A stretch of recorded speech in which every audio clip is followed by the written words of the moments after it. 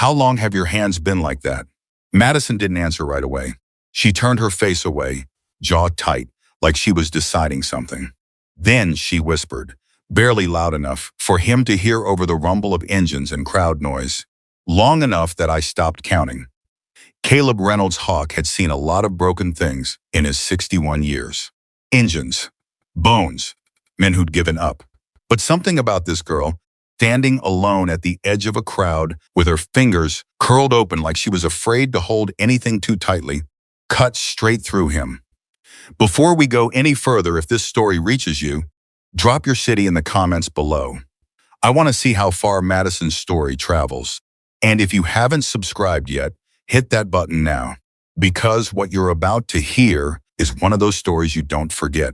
The day started the way it always did for Madison Carter before the sun came up, before anyone else was awake, before the world had any reason to notice her. She was already on her feet. The alarm never actually woke her anymore. She'd stopped needing it sometime around age 16, when her body learned that sleep was a luxury that didn't belong to her. Her eyes opened at 4:15 in the morning, and she lay still for exactly 45 seconds, staring at the ceiling, running through the list in her head the way some people say prayers. Diner shift starts at 5:30. The drive is 22 minutes if she took the county road, but the county road had that stretch near the wash where the pavement buckled and her car's front left tire was already soft. So it was 28 minutes taking the highway instead. That meant she had to leave by 4:50. That meant she had maybe 20 minutes to get ready. Grab something from the kitchen, make sure her father's medication was laid out on the counter where he'd see it, and make sure the side door wasn't locked from the inside. Again, because last Thursday he'd gotten confused and bolted it and couldn't figure out how to undo it. And she'd had to call him from the parking lot of the diner, and walk him through it over the phone while her manager stood behind the counter giving her a look that said, "This is the third time this month." 20 minutes. She did the math without thinking about it anymore. She sat up. Her hands were the first thing she felt.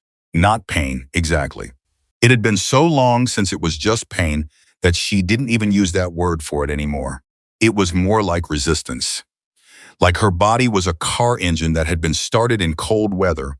There was that moment where everything protested, where the joints seized up and the knuckles ached all the way into her forearms, and she had to flex her fingers slowly, one at a time, the way a mechanic would try to free a rusted bolt. Slow, patient, deliberate. She got out of bed. She moved through the dark hall without turning on lights because she knew which floorboard creaked, and she knew her father slept lightly now, lighter than he ever had before the accident. And she'd learned to become a shadow in her own house. The kitchen smelled like the coffee she'd set to brew on a timer. She poured a cup, wrapped both hands around the mug, and stood at the window for exactly those 20 minutes she had. Not thinking, not planning, just holding something warm. That was the closest thing she had to rest. She'd been working at the Copper Road Diner since she was 17. It wasn't glamorous. Nothing about that stretch of highway outside Phoenix was glamorous. The diner sat between a tire shop and a feed store, the kind of place that attracted truckers and construction crews and ranchers coming in from the outlying areas. Men who wanted their coffee black and their eggs over easy and didn't want to make conversation before 8 in the morning. Madison was good at that. She understood people who didn't want to talk. She moved efficiently between tables, refilled cups before they were empty, remembered orders without writing them down, and had a way of making customers feel taken care of without making them feel watched. Her manager, a heavy-set man named Roy Decker, had hired her without much fanfare. He'd seen 100 kids come through looking for part-time work. He hadn't expected her to stay. He hadn't expected her to become, quietly and without announcement, the most reliable employee he'd ever had in 23 years of running the place. He also hadn't expected her hands to start falling apart. It happened gradually enough that neither of them marked the exact moment it got serious. Madison had developed the habit of keeping her hands busy when they weren't in use. She'd press them flat against her apron, or hold her order pad with both hands or grip the edge of the counter when she was standing still. Roy noticed before she wanted him to. One morning, he watched her try to twist the cap off a ketchup bottle 3 times before she finally got it. Her face carefully neutral the whole time, like she was determined not to let the bottle win. He didn't say anything that day, but he watched. And 2 weeks later, when she dropped a full tray of coffee cups, her fingers simply opening without her permission, the cups clattering and shattering across the floor at 6 in the morning, while 3 truckers and an early morning construction crew watched her drop to her knees and start collecting the broken pieces with shaking hands. And he finally walked over and crouched down beside her. "Madison, I've got it," she said immediately. Her voice was completely steady. "I know you do." "That's not what I'm saying." He picked up a large shard of ceramic. "When's the last time you saw a doctor?" She looked up at him with those careful brown eyes she had, the ones that didn't give anything away unless you knew how to read them. "I'm fine, Roy. Your hands slipped." "It happens. They've been getting worse for 6 months. I'll be more careful." Roy had a daughter about Madison's age. He thought about that sometimes. He stood up slowly and looked at her for a moment. "I'm not trying to fire you. I want to be clear about that. I'm asking because He stopped, recalibrated. "Someone should be asking." Madison gathered the last pieces of the broken cups, stood up, and pulled the dustpan from under the counter. Her hands were shaking slightly now. She tightened them, or tried to. "I appreciate that," she said. And then she went back to work. Roy didn't know the half of it. Nobody did, because Madison had become extraordinarily good at making sure they didn't. The story of how she got there. How a 20-year-old woman carrying a weight that would have buckled most adults twice her age didn't start with a dramatic single moment. It crept up on her family the way hard times usually do, 1 degree at a time, each small disaster building on the one before. Until one day you look around and realize the whole structure has shifted and you're the only one left holding it up. Her mother, Angela Carter, had died of an aggressive ovarian cancer when Madison was 14. The diagnosis came in March. She was gone by September. There was no extended goodbye, no time to prepare, no opportunity for any of them to learn how to do this slowly.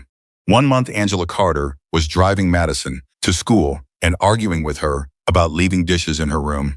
And 6 months later, she was gone, and Daniel Carter, her father, was sitting in the kitchen and at 11 o'clock at night with both hands pressed flat on the table, staring at nothing. Madison had stood in the doorway that night. She'd watched him for a long time. Then she'd gone to bed. And the next morning, she'd gotten up early and made breakfast. Not because someone told her to, not because she had a plan, but because the alternative, standing in that kitchen, watching her father fall apart, felt like something she couldn't survive. If she moved, if she kept her hands busy, if she stayed ahead of the silence, she could outrun what was happening to her family. Or at least that's what 16-year-old Madison believed. She was still running. Daniel Carter's accident happened 14 months after Angela died. He'd been working a construction job out near Buckeye. He'd gone back to work too soon. Everyone said so afterward, but no one had said it to his face at the time because he was Daniel Carter, and Daniel Carter didn't ask for input. He was 52 years old, 6 feet and change, a man who'd poured concrete and framed houses for 30 years and who wore the work like it was part of his identity. The job was the only thing that made sense to him after Angela died. The physicality of it, the way it demanded everything and left no room for anything else. He'd been up on a second-floor framing when the platform gave way. He fell 11 feet. The injuries were extensive. A fractured lumbar vertebra, significant nerve damage in his left leg, a shattered right wrist that required 2 surgeries and left him with about 60% of his former range of motion. The doctors were careful to say he was lucky. He was alive. He would walk. He would recover mobility over time. What they were less clear about was whether he'd ever swing a hammer again. Daniel spent 4 months in the hospital and rehabilitation facilities. During those 4 months, Madison was 16 years old, living alone in their house outside Phoenix, attending school in the mornings and working at the Copper Road Diner in the afternoons and evenings. managing the household bills with a checking account that had Daniel's name on it, and a debit card he'd pressed and took her hand from his hospital bed. "Just keep the lights on," he'd said. "Just keep the lights on until I'm back." She'd kept the lights on. She'd kept everything on. And when Daniel finally came home, the problem wasn't that he was ungrateful or cruel or absent. The problem was that he was broken in ways that took years to surface. The physical injuries healed slowly. The other things didn't heal at all. He'd wake at 2 in the morning, convinced he was falling. He'd sit at the kitchen table for 3 hours without moving. He'd start projects around the house and abandon them halfway through. He'd have days where he seemed almost like himself, laughing, talking, engaged, and then weeks where he barely left his room. Madison told herself it was temporary. She told herself that every year for 4 years. Meanwhile, she took on more work. The diner job became her anchor. She added house cleaning services on the side. A cousin of Roy's hired her to clean commercial spaces, then gave her referrals to private homes. She picked up laundry services when she could. She repaired things herself rather than hiring people. She learned to fix a faucet from YouTube videos. She rewired an outlet using a library book. She patched drywall with leftover materials she found at a salvage yard. She never asked for help, not because help wasn't available, not because she was too proud, but because she genuinely did not believe she deserved it. She'd convinced herself, deep in the architecture of how she thought about herself, that the suffering was the arrangement, that someone had to carry this, that it was supposed to be her. And her hands, which bore the evidence of everything she'd put them through, the cleaning chemicals, the cold early mornings, the mechanical work, the endless repetitive strain, her hands were the one thing she could not hide from. The charity motorcycle event was held on a Saturday in early October. Madison hadn't planned to go. She'd been driving past the event site on her way to her afternoon cleaning job when a car ahead of her stopped suddenly and she pulled into a nearby lot to avoid the traffic. By the time the road cleared, she'd been sitting there for 15 minutes. And something exhaustion, maybe, or just the noise of the crowd carrying through her car window. The sound of people gathered together in a way that sounded uncomplicated and full made her turn off the engine and get out.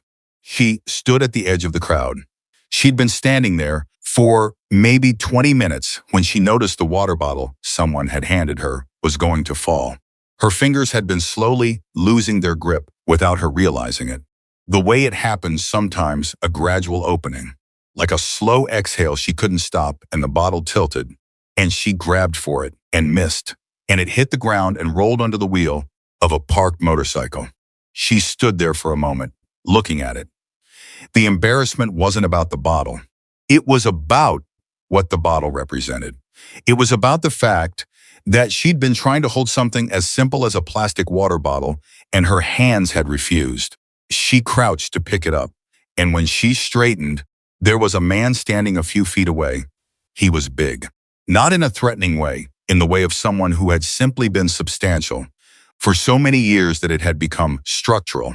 The kind of size that came from decades of physical work rather than a gym. He wore a leather vest, with patches she didn't immediately try to read, and he had the look of a man who'd seen enough of the world to have stopped being surprised by most of it. Gray streaked through his dark beard. His eyes were quiet. He was looking at her hands, not in the curious way that strangers sometimes looked, not with pity, with something more specific than either of those things. Like he was reading something he recognized. "How long have your hands been like that?" he asked. His voice was not unkind. It wasn't gentle either. Exactly. It was direct. The voice of someone who asked questions because he actually wanted the answers. Madison's first instinct was the same as always. Deflect. Minimize. Move on. She turned her face slightly away.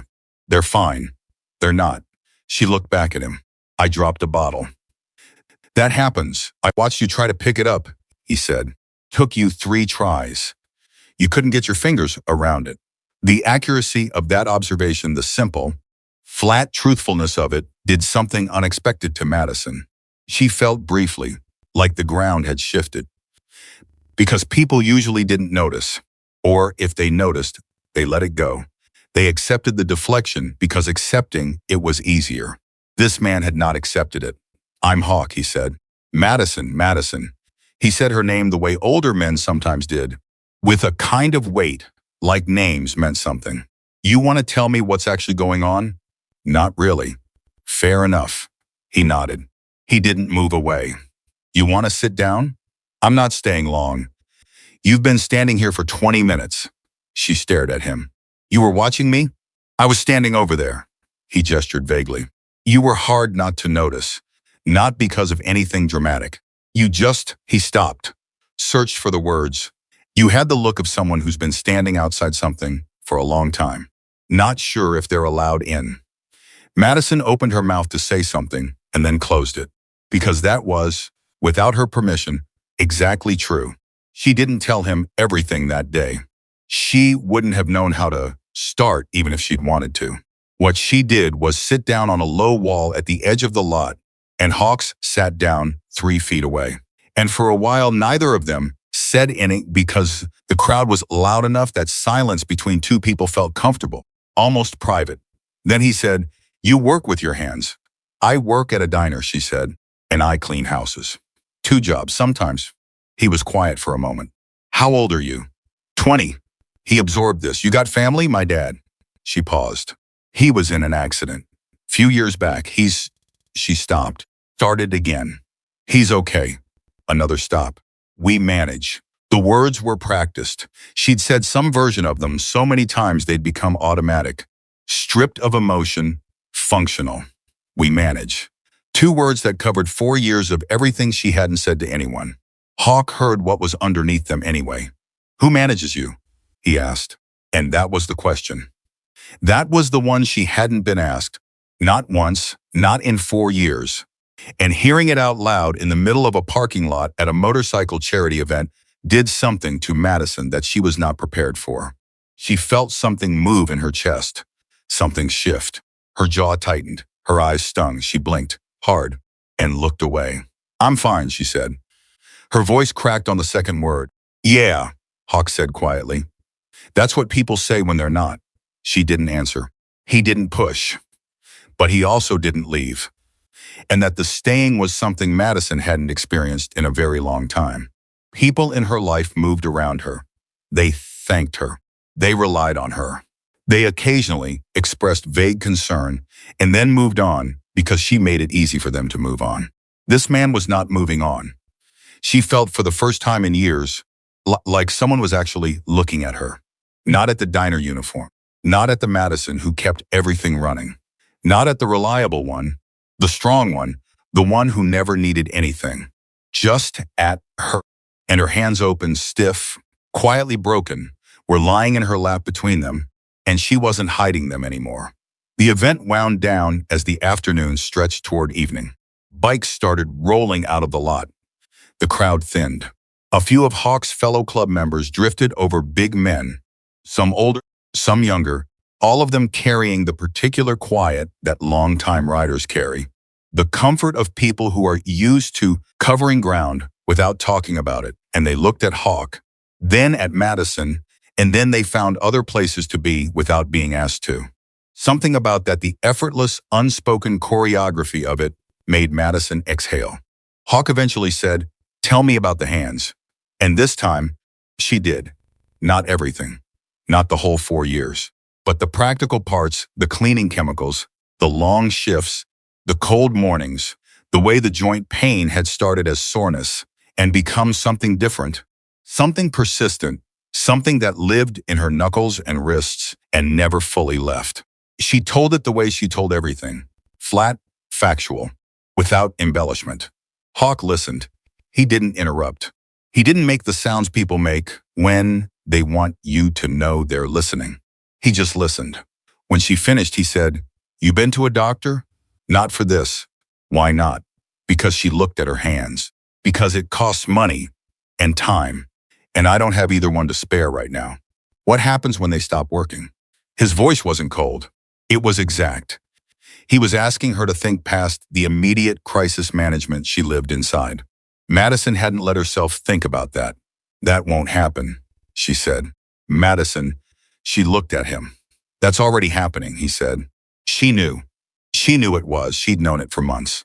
The way she'd stopped being able to button certain shirts. The way she had to use her forearms to open doors rather than the handles. The way some mornings it took a full hour before her fingers had enough mobility to do basic tasks. She knew. But knowing it and being willing to say it out loud were two completely different things. And Madison had been keeping this one fact, the fact that her body was failing in specific and measurable ways in a locked room inside herself, because opening that room meant acknowledging that she was approaching a point she couldn't manage through willpower alone. If you stop being able to work, Hawk said, carefully, what happens to your dad? Her eyes dropped. I can't let that happen. So you're going to keep using your hands until you can't. I'm going to keep working until things stabilize. How long have you been waiting for things to stabilize? She didn't answer. The silence was the answer. Hawk looked at her for a long moment. Then he said something that surprised her. My old man had a saying. He said the bravest thing a person can do is let someone give them a hand when they need one. He meant it literally. He was talking about two guys trying to move something too heavy, but I thought about it a lot when things got hard for me. He paused. You've been trying to move something too heavy. Madison's throat was tight. I don't have another option. You might. He reached into his vest and pulled out a worn card with a phone number on it. I'm not going to make you any promises tonight. I don't do that. But I want you to call this number. She looked at the card. Why? Because you sat down, he said. That's the first good decision you've made in a while. Let it be the second. She took the card. She didn't call it that night. She drove to her cleaning job. She worked 3 hours in a house that smelled like pine sol and somebody else's life. Her hands shook twice, and she gripped the mop handle tighter and kept going. She drove home at 10:30. She checked on her father, who was asleep. She laid out his morning medication. She made a list of the bills due that week and cross-referenced it with the checking account balance on her phone and did the math 3 times because the numbers kept not adding up the way she needed them to. She put the card on the kitchen table. She stared at it for a long time. Then she picked it up and took it with her to bed. The next morning, her hands were the worst they'd been in weeks.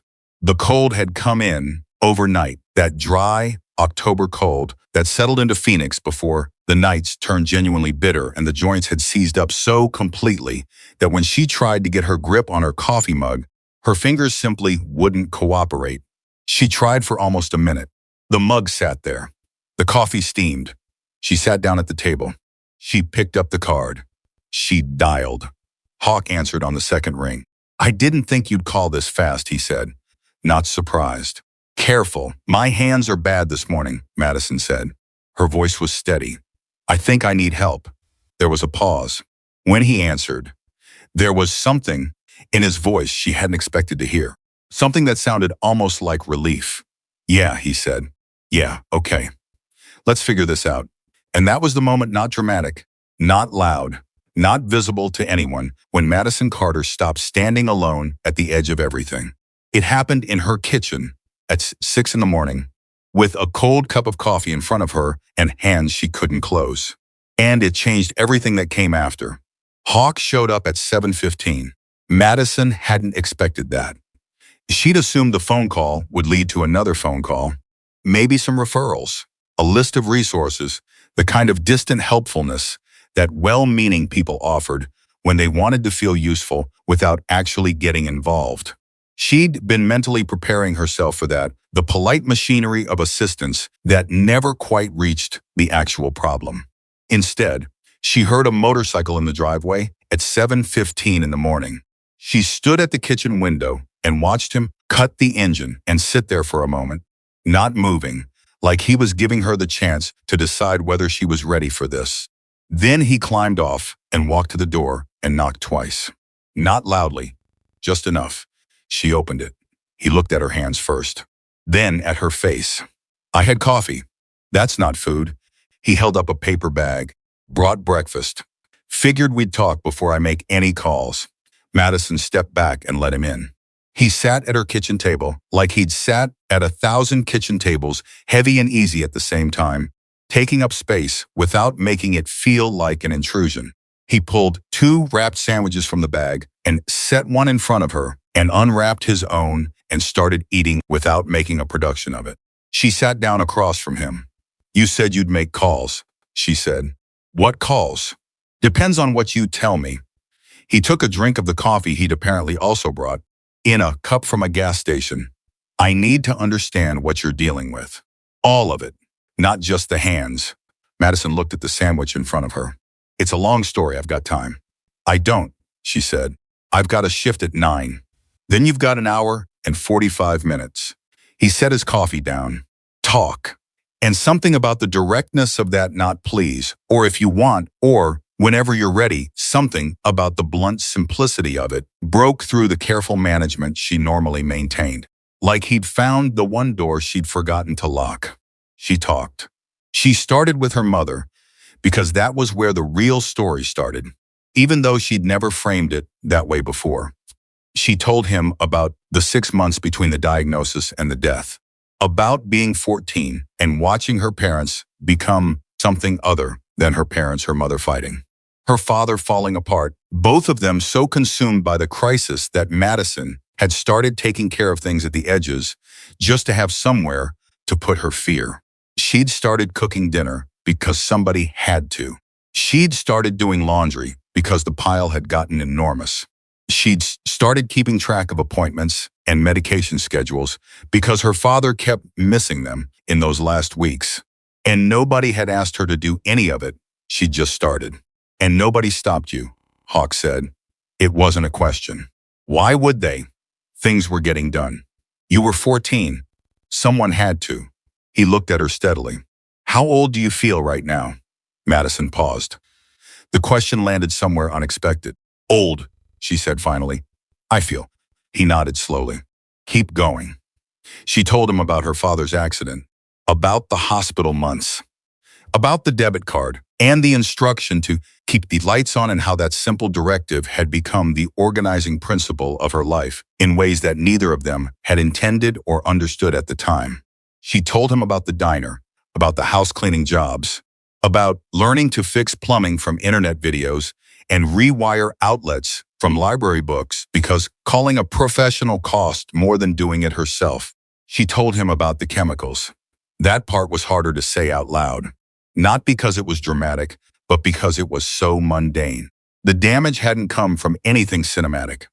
It had come from bleach and ammonia and industrial-grade floor cleaner, and the repetitive wringing of mop heads in cold water, day after day, week after week, month after month, her hands submerged in solutions that stripped grease and grime and, slowly, everything else too. The skin had cracked first. Then the joints had started swelling. Then the stiffness had come, that progressive morning stiffness that got worse over winter and never fully resolved, that had gradually moved from an inconvenience to a limitation to something she could no longer pretend wasn't happening. "Why didn't you wear gloves?" Hawk asked. "I did, for a while." She looked at her hands on the table. "Then I needed more than gloves. But you kept working." "I couldn't not work." "Madison." He waited until she looked up. "What's your dad's situation right now?" "Not medical. Practical. What does he do all day?" She hesitated. "I'm not asking to judge him," Hawk said. "I need to understand what you're holding up." She exhaled. "He has good days and bad days. On good days he'll watch TV, maybe walk around the yard, talk to me when I get home. On bad days he doesn't come out of his room until afternoon.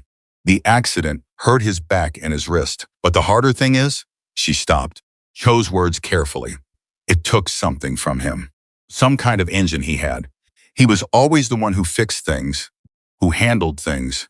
And when he couldn't do that anymore, he just," she made a small gesture, "went somewhere I can't reach." "Depression," Hawk said. "The doctors called it adjustment disorder. I call it grief, I think. He's been grieving everything at once, my mom, the injury, the work, who he was before all of it." "Is he getting treatment?" "He sees someone twice a month. We finally figured out a sliding scale clinic." She paused. "That's a recent thing." That took me a year to arrange. Hawk was quiet for a moment. He picked up his coffee, held it, set it down without drinking. What do you need right now? Not your dad. She stared at him. I need my hands to work. That's the surface. I'm asking about the underneath. The question sat there between them. Madison turned it over. She'd spent so long identifying needs as logistical problems, things to be solved, managed, handled, that the question of what she personally needed felt almost nonsensical, like he'd asked it in a language she'd forgotten she used to speak. I need someone to carry some of this, she said quietly, just for a little while. I'm not, her voice tightened. I'm not asking for a handout. I'm not asking someone to fix my life. I just need, she stopped. A hand, Hawk said. She pressed her lips together, nodded once. Okay, he said. Let me make some calls. She watched him. Who are you calling? People who can help. He was already scrolling. But first I'm calling a friend who's a doctor. Because before anything else happens, someone who actually knows what they're talking about needs to look at those hands. I'm not asking you to afford anything. I'm asking you to sit there and eat your sandwich and let me make one phone call. He looked up. His eyes were steady. Can you do that? Madison looked at the sandwich, then at her hands, then at him. One phone call, she said. He was already dialing. The doctor's name was Patricia Webb, and she met them at a clinic on the east side of the city at 10 o'clock that morning, which meant Madison had called Roy and asked for the morning off, the first morning off she'd requested in 8 months.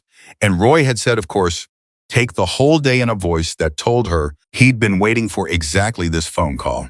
Patricia was 60, compact, brisk in the way of someone who'd spent decades being efficient because efficiency was kindness.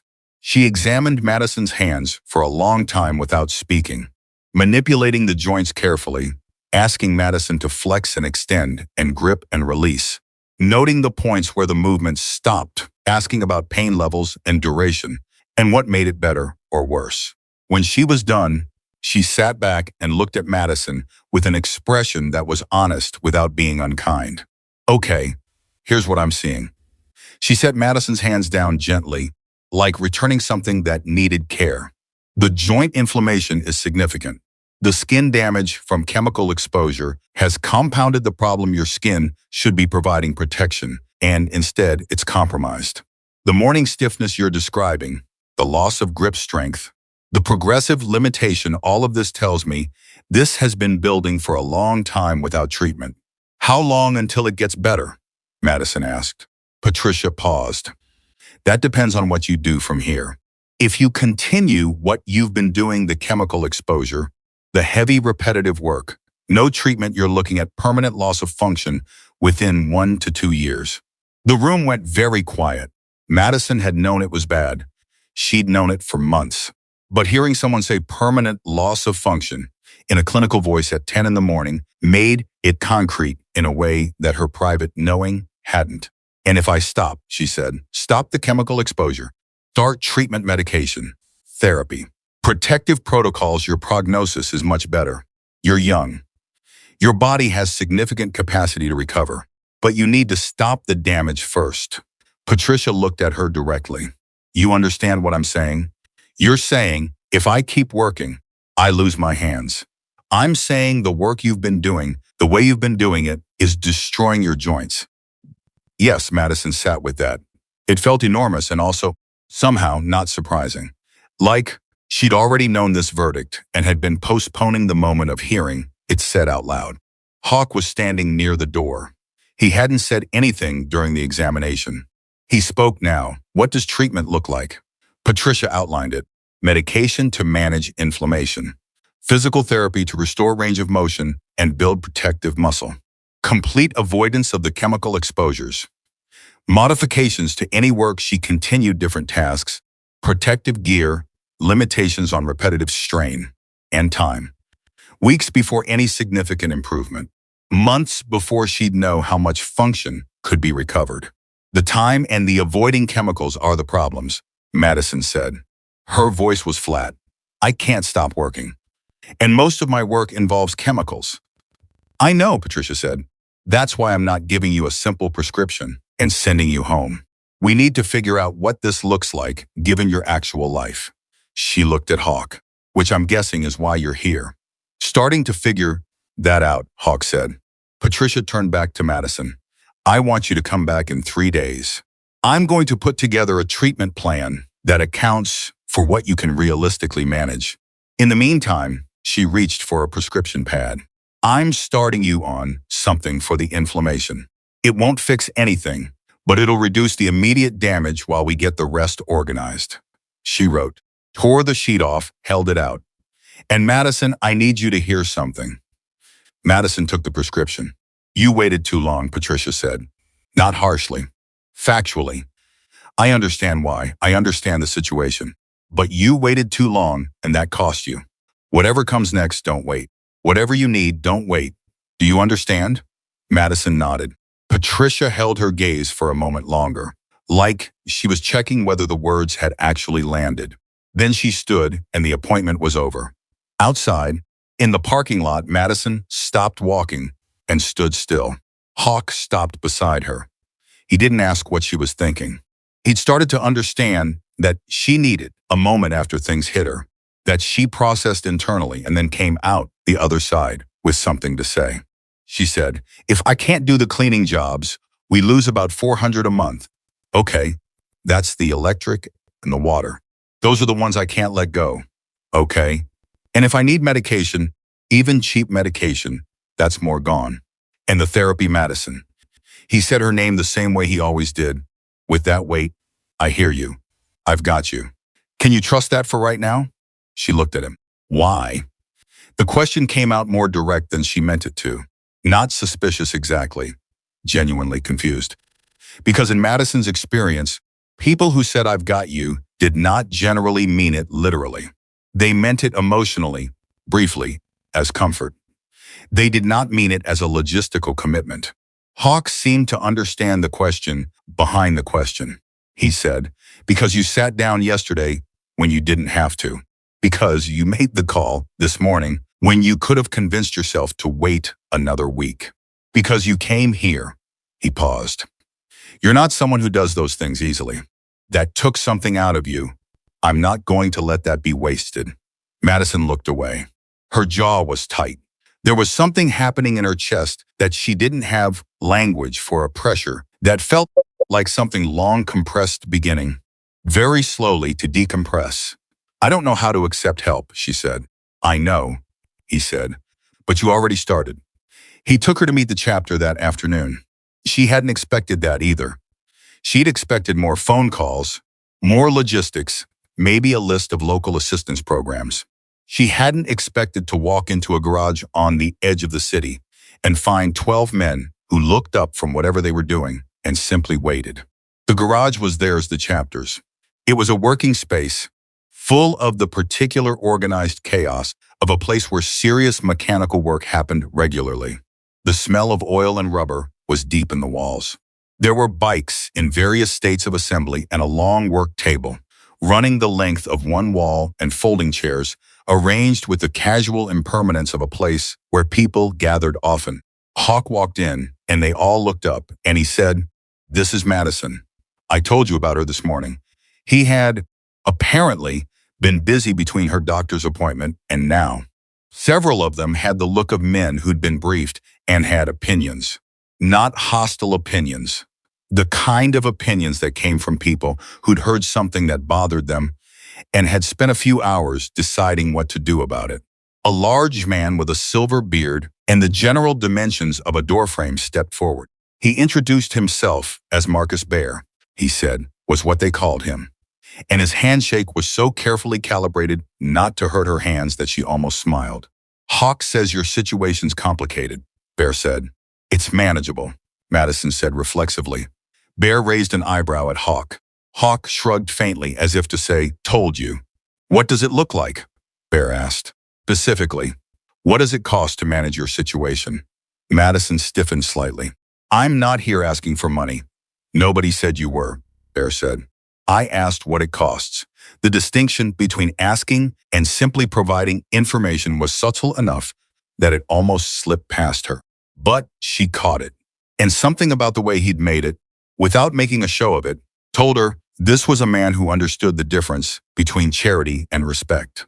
She told him the numbers. Not everything, not right away, but the immediate ones, the bills, the gap the cleaning jobs represented, the medication cost, the upcoming appointments. She spoke the way she always spoke about money, precisely without emotion, because emotion was a luxury and precision was a tool. The men around the table listened. A few of them exchanged looks, not the pitying kind, the kind that meant this is a problem we can get our hands around.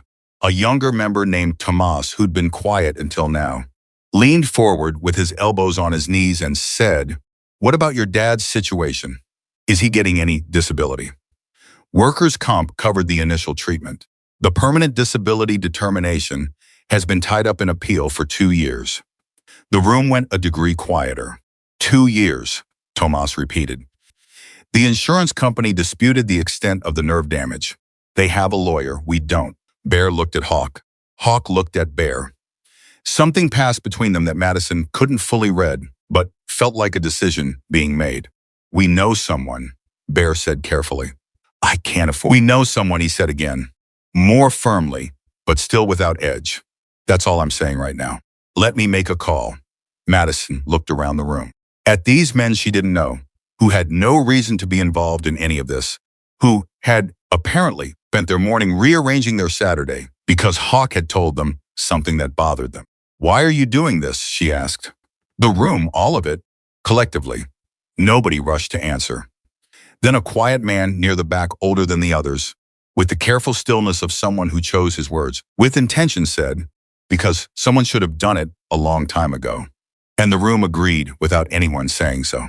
The disability appeal lawyer's name was Gerald Marsh, and he was not a man who inspired confidence on first meeting. He was short, rumpled, with an office that looked like paper had been reproducing unsupervised for decades.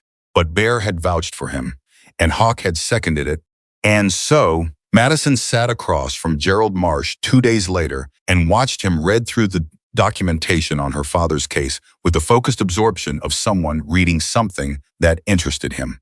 When he finished, he set the papers down and looked up. This is a solid case, he said. The insurance company's argument about the nerve damage is weak, and they know it's weak. They're delaying because delay works. Every month this goes on, you're less able to fight it. I know, Madison said. Your father's been without proper compensation for how long? Since the accident. 2.5 years. Gerald picked up a pen, tapped it twice on the desk. I'm going to take this. Contingency. If we win, I get 15% of the back settlement. If we don't, you owe me nothing. He looked at her over his glasses. But I need you to understand something. This process is not fast. Even pushing aggressively, we're looking at months. I understand. And I need your father to be cooperative, meaning I need him to be reachable, to be willing to attend a medical evaluation, to not tell me he's fine when he's not fine. He's not fine, Madison said. He'll tell you that if you ask him directly. Good, Gerald made a note. Let me ask you something. He looked up from the notepad. When's the last time someone fought for your family? The question surprised her. She sat with it. My mom used to, she said finally, before she got sick. Gerald nodded slowly. Then it's been a while. He extended his hand across the desk. Let's change that. She shook it. She had to use both hands to manage the grip. He noticed and said nothing, which was exactly the right thing to do. She walked out of his office into the afternoon heat and sat in her car for 5 minutes before she could make herself drive. Not because she was upset. Because for the first time in 2.5 years, something was actually moving in the right direction. And she didn't know what to do with that feeling. It was unfamiliar enough to be almost uncomfortable, like a muscle being used after a long period of forced stillness. She called Hawk. Marsh is taking the case, she said. Good, he said. How do you feel? She thought about it. Scared. Why? Because hope is scarier than no hope. When you have no hope, you know exactly what you're dealing with. When something might actually work, you have something to lose again. A pause. That's one of the truest things I've ever heard, Hawk said. She didn't know what to say to that, so she said nothing. But something in the admission the bare honesty of it. The fact that she'd said it out loud and he hadn't flinched or offered a platitude felt like another door opening. She told her father that evening. She sat across from him at the kitchen table, the same table where the debit card had changed hands, where morning medication lived in a weekly organizer, where the bills were spread out and tallied and reorganized every time the math didn't work. And she told him about Hawk, about the doctor, about Gerald Marsh. Daniel Carter listened. His face went through several things she couldn't entirely read. He'd aged differently than she'd expected, not harder. Exactly, but quieter. The man who'd gone back to work too soon after her mother died, who'd framed houses with his grief and his muscle memory, had been replaced by someone more careful and more fragile, and sometimes more present than the old version had been. He noticed things now in ways he hadn't before. He watched her when he thought she wasn't looking. When she finished, he was quiet for a while. Then he said, "How long have your hands been bad?" She looked at him. "A while, Dad. How long?" She thought about lying. Old reflex. About a year. Getting serious for maybe 6 months. Daniel put both his hands flat on the table. His right wrist, the one with the 2 surgeries, had the particular flatness of something that had been rebuilt and never quite returned to its original shape. He stared at his hands for a long moment. "You should have told me," he said. "You had enough, Madison." His voice was quiet, but it cut through her. "I'm your father." She looked away. "I know I haven't been—" He stopped. Started over. "I know these last few years have not been what they should have been. I know what I've put on you. I've known it the whole time. I told myself I'd get better first and then I'd fix it." He exhaled. "There's no getting better first. That's not how it works." She didn't speak. "Tell me what you need," he said. "Tell me what I can do." And that his father asking her what she needed undid something in Madison that she had known was wound so tight. She felt it happen. The loosening. The release of a tension she'd been holding. So long she'd stopped recognizing it as tension. "I need you to talk to Marsh," she said. "The lawyer. I need you to tell him everything. The real everything, not the version where you're fine." "Okay," Daniel said. "And I need you to make your own doctor's appointments from now on. Not wait for me to make them. Can you do that?" "And Dad," she stopped. Her voice was not entirely steady. "I need you to know that I'm not angry at you. I want to be clear about that. I'm not angry. I'm just—" She searched for the word. "I'm tired." "I know you are," he said. "I've known you were for a long time." He looked at her hands. "Can I?" He gestured. She put her hands on the table. He covered them with both of his, carefully, the rebuilt wrist beside the good one. His grip was gentle, not because he was being delicate, because he understood exactly what he was holding. They sat like that for a while without talking. Outside, the October evening settled into full dark. The kitchen was warm. The medication organizer sat on the counter in its usual spot. The bills were in their usual pile. But something in the room was different. Something had shifted in the architecture of how the two of them occupied the same space. And Madison could feel it, tentative, fragile, real. Her father's hands over hers. His presence, actual and awake and directed at her instead of turned inward. She hadn't realized how much she'd missed him until he came back to the table. 3 weeks in, the chapter was working. That was the only word for it. Working. Not performing charity, not writing checks from a comfortable distance, but actually working the way these men worked on everything. With their hands and their time and their networks and their stubborn refusal to leave a problem unfinished. Bear had connections in the local contractor community, men who owed him favors, men who respected the chapter, men who understood what it meant when Hell's Angels asked for a few hours of skilled labor. Within 2 weeks, the water heater at the Carter house had been replaced by a plumber who refused payment. The broken section of fencing that Daniel had started repairing 3 months ago and abandoned had been completed in a single afternoon by 2 men who showed up, worked, and left without making Madison feel like she owed them anything. Tomas, the younger one, who'd asked about the disability case, turned out to work in insurance logistics and understood, in specific and technical ways, exactly what the insurance company had been doing to delay Daniel's case. He began feeding information to Gerald Marsh. Legal information, timeline documentation, the kind of detailed technical knowledge that a lawyer with the right case needed to stop a delay tactic cold. Gerald Marsh, when Madison relayed this, said, "Tell your friend Tomas he just moved my timeline up by 6 months." And Roy Decker, at the Copper Road Diner, called Madison on a Wednesday morning and said he'd been doing some thinking. "I want to shift your role," he said. "Keep you on the same hours, same pay, but you'd be doing front-of-house management and training. No heavy lifting, no carrying trays, no prolonged standing. You'd be overseeing, not serving." Madison had been silent long enough that Roy said, "You still there?" "You don't have to do that, Roy." "I'm not doing it for you," he said, gruffly, in the way of a man who was absolutely doing it for her. "I need someone managing the morning crew, and I'm tired of doing this myself. You know the operation better than anyone. Take the job or don't."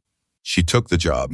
Her hands, on the new medication, were beginning to show the first small signs of improvement. The morning stiffness lasted an hour instead of 2. The swelling had decreased slightly. Patricia Webb had begun the physical therapy protocol, and Madison went twice a week now to a clinic where a young therapist named Diego worked her joints through ranges of motion that hurt in the productive way of things being reclaimed rather than lost. "You're stubborn," Diego told her after the 3rd session. "Is that good or bad? In physical therapy?" He handed her a resistance band. "It's the best thing you can be." She worked hard in those sessions. Not because she'd always worked hard at everything, though she had, but because for the first time, the work felt like it was going towards something, instead of just keeping something from falling. The distinction was enormous. The energy of holding everything in place was one kind of exhaustion. The energy of building was completely different. She came home from therapy on a Tuesday evening to find Hawk sitting on her porch step, not waiting in a dramatic way, just sitting. The way he sat in general, like a man who'd learned a long time ago that stillness wasn't the same as wasting time. She sat down beside him. "How was it?" "Hard," she said. "Good." He nodded. They sat for a minute without talking. The evening was cool. The neighborhood was quiet in the way of working neighborhoods in the early evening. People home from jobs, the particular domestic hush before dinner. "Can I ask you something?" she said. "Yeah."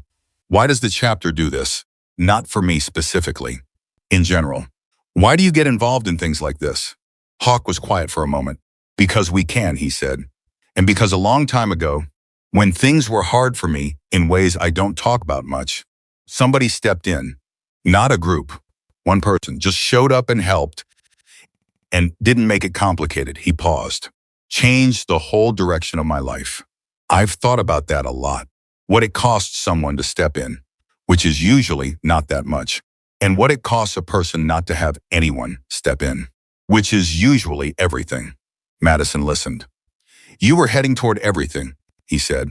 "The version where nobody steps in and the cost is everything. That was maybe 6 months away from where you were."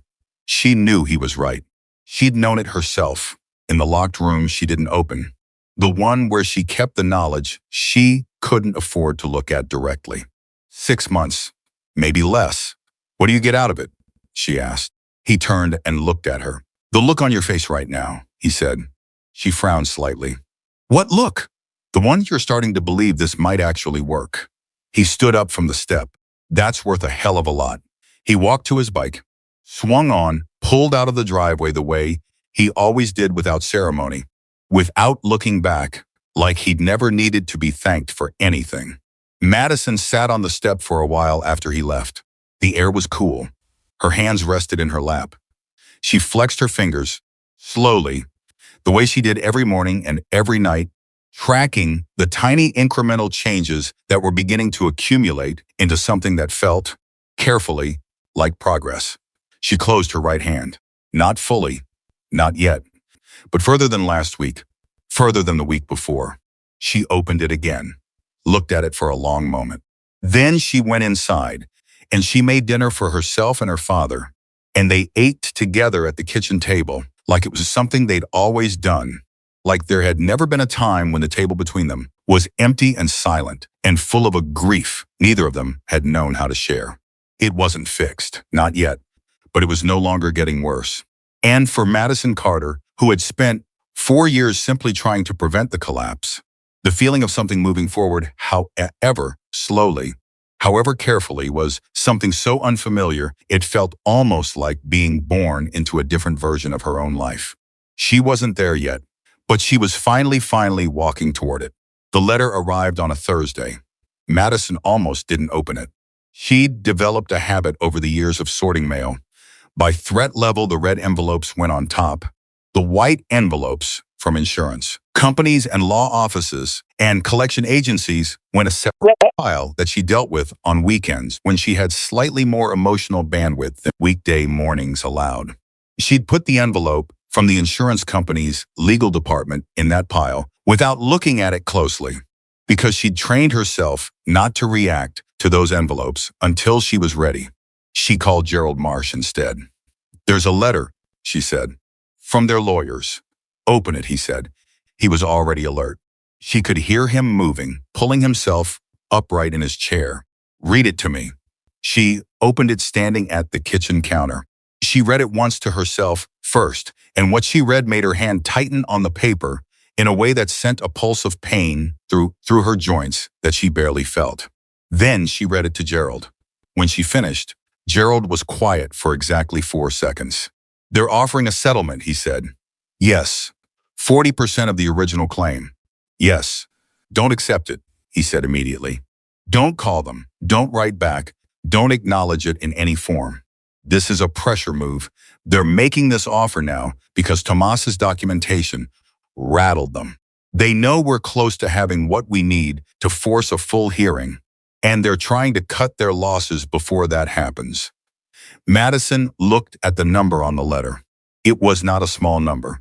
In the context of her life, in the context of 4 years of barely keeping the lights on, it was, in absolute terms, a significant amount of money. The kind of number that could change things immediately. "Right now, this week," she said, "Gerald. It's not nothing." "I know it's not nothing," he said, "but it's 40 cents on the dollar. If we go to hearing and we win in Madison, I need you to hear me say this clearly, we win. If we go to hearing, we get the full amount, plus interest, plus the back pay from the date of injury." Another pause. "We're talking about a number almost 3 times what they're offering you right now. And if we lose, we don't lose. Not with what Tomas gave us and what the medical record shows." She could hear the certainty in his voice, not bravado, but the specific confidence of someone who'd lived inside this kind of case for decades and knew the difference between a winnable fight and wishful thinking. "But that's your call. It has to be. I'll support whatever you decide." Madison set the letter down on the counter. 40%. Right now. 3 times as much in several more months, maybe longer, with the uncertainty of any legal process baked into it. She'd spent 4 years making decisions based on what was survivable right now. The immediate, the manageable. The option that kept the lights on this week, this month, this season. She'd become so finely tuned to the calculus of immediate survival that thinking past the next month felt almost physically difficult, like a muscle that hadn't been used. "I need to talk to my dad," she said. "Of course," Gerald said. "Call me back." But Madison, he hesitated. This is the first time in this whole process that they've blinked. That means something. Don't let it mean the wrong thing. She hung up. She stood at the counter for a moment. Then she walked to her father's room and knocked. Daniel Carter opened the door with the look of someone who'd heard enough of the phone call to know something had happened. He'd been awake, she could tell from the way he held himself, alert and present in a way that had been more frequent recently. The medicated and rested version of her father that the sliding scale clinic had been slowly restoring to her. "Marsh," he said. The insurance company offered a settlement. She told him the number. She told him Gerald's assessment.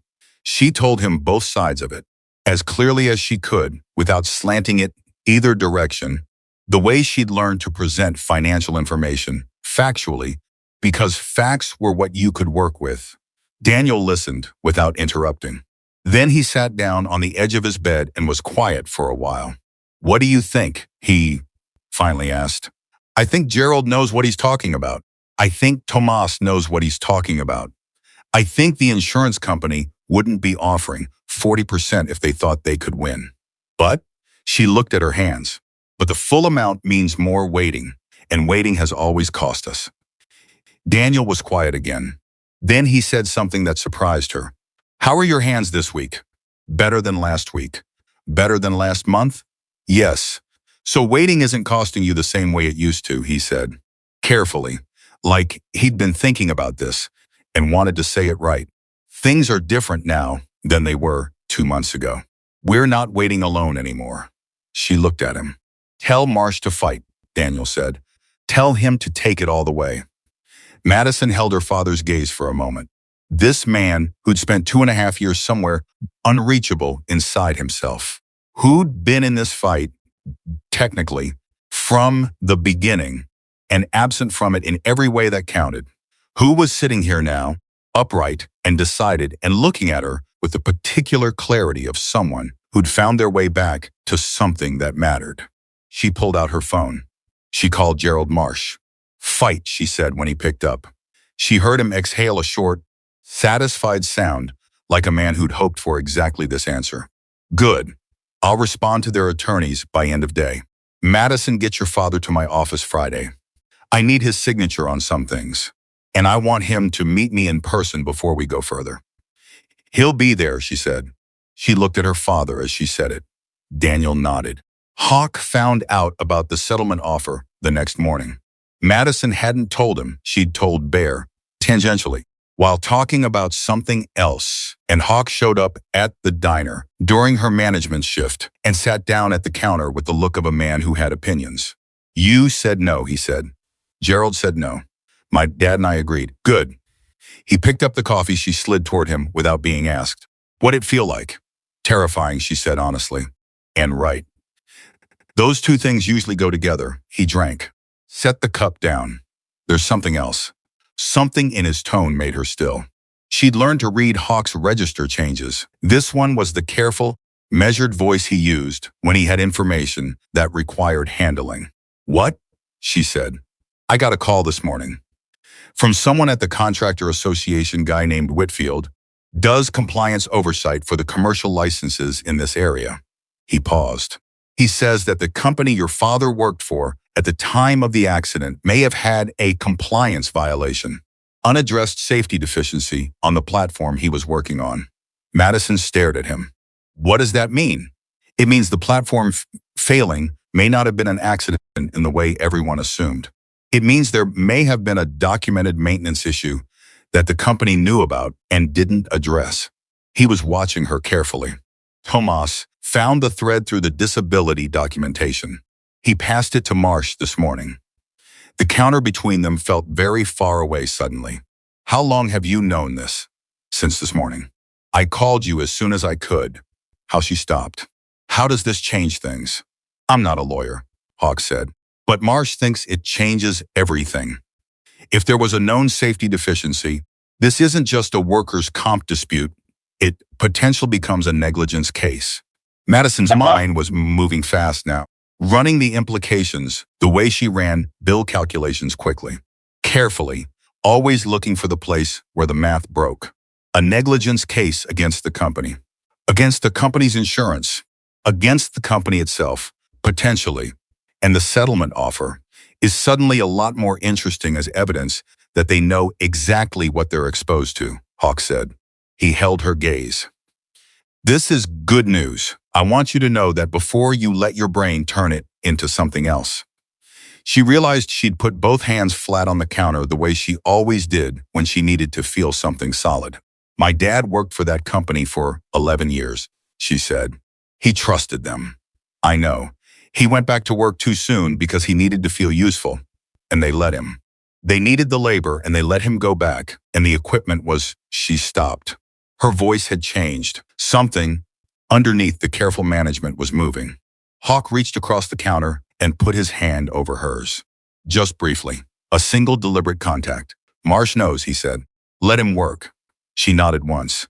Then she straightened, and the management version of herself returned composed, focused forward, and the moment passed. But it left something behind.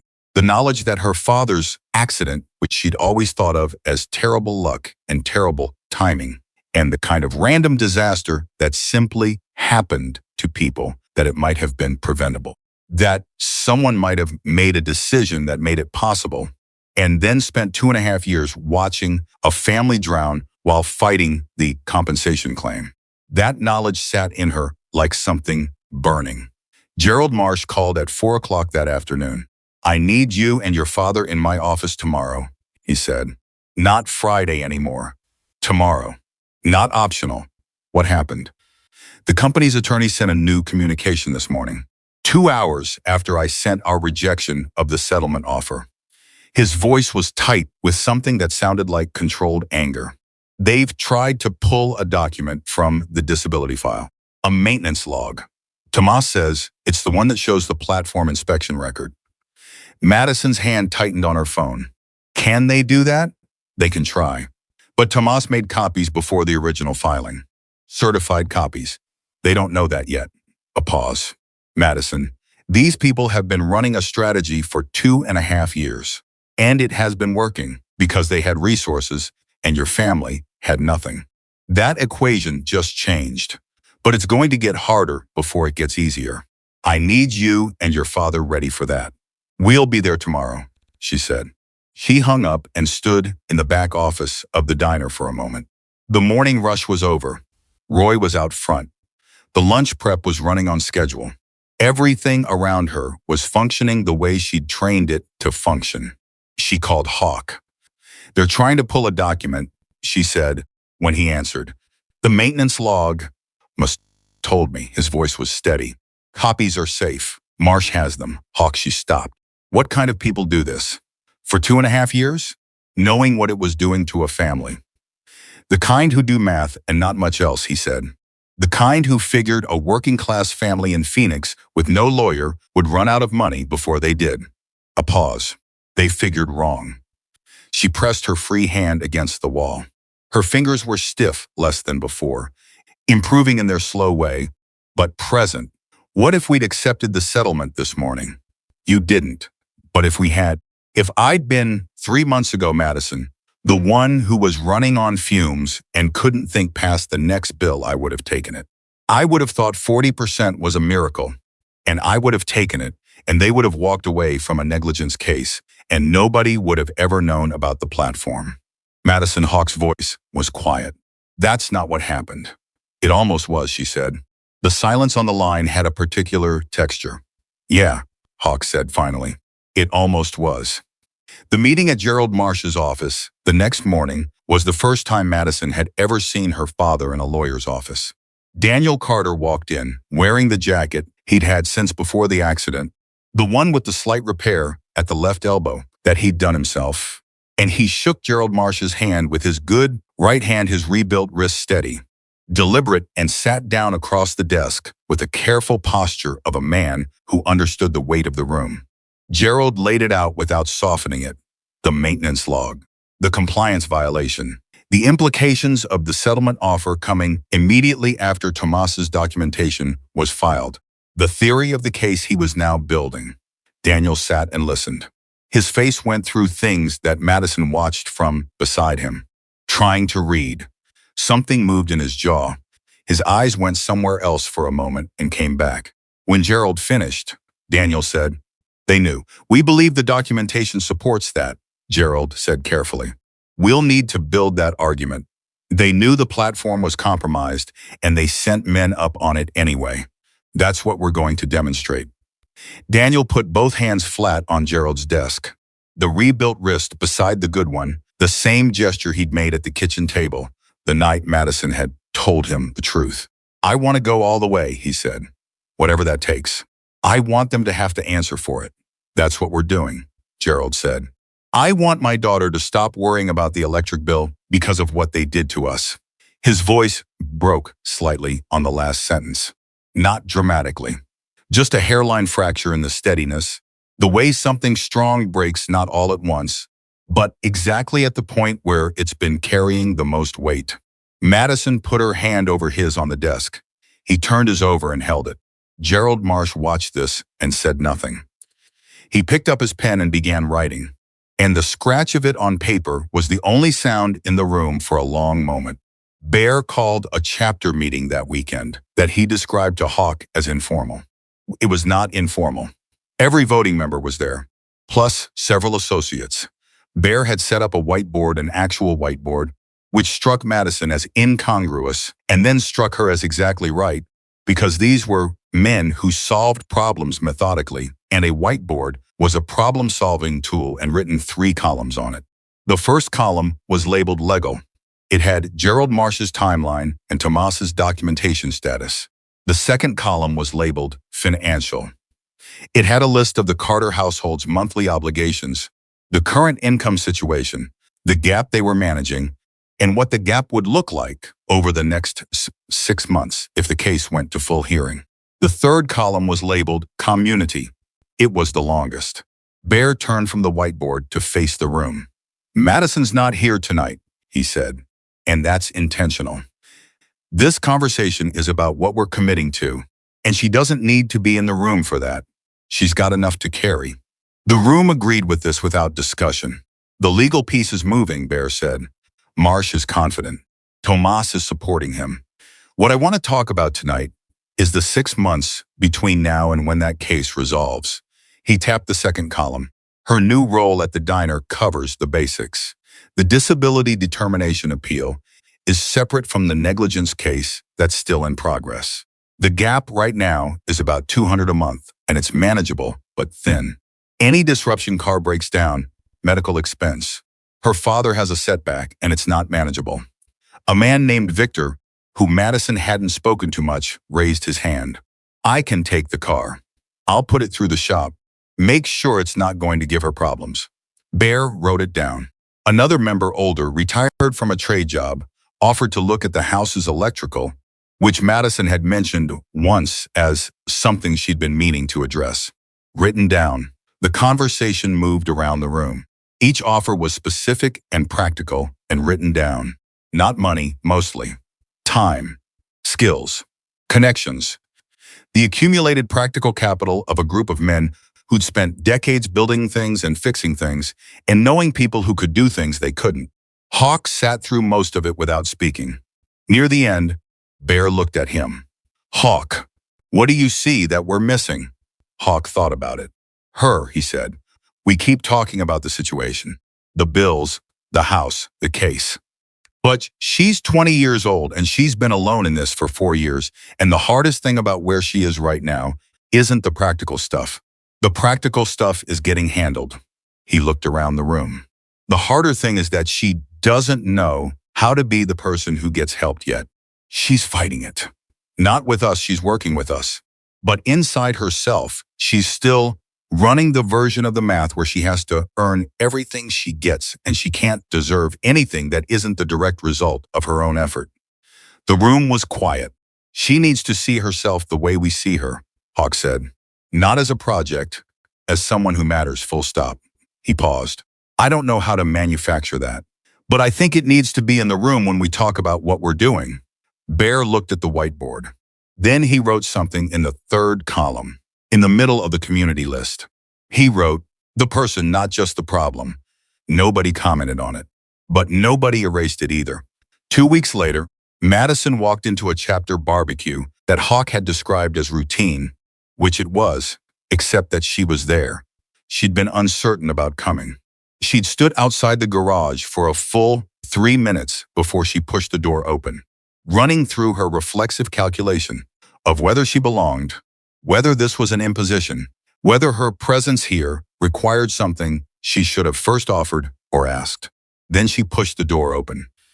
The noise hit her first good noise, the noise of a group of people who'd been together long enough to be comfortable, overlapping conversations and laughter, and the particular sound of men who don't often talk in large groups, making an exception for each other. Someone had a radio. Someone was arguing about the right way to smoke a brisket. They welcomed her the same way they'd welcomed her from the beginning, without fanfare. without making her feel like a guest or a charity case or a story. Tomas pulled up a chair. Victor handed her a plate. Bear nodded from across the space in the way that meant good. You came. She sat down. She ate.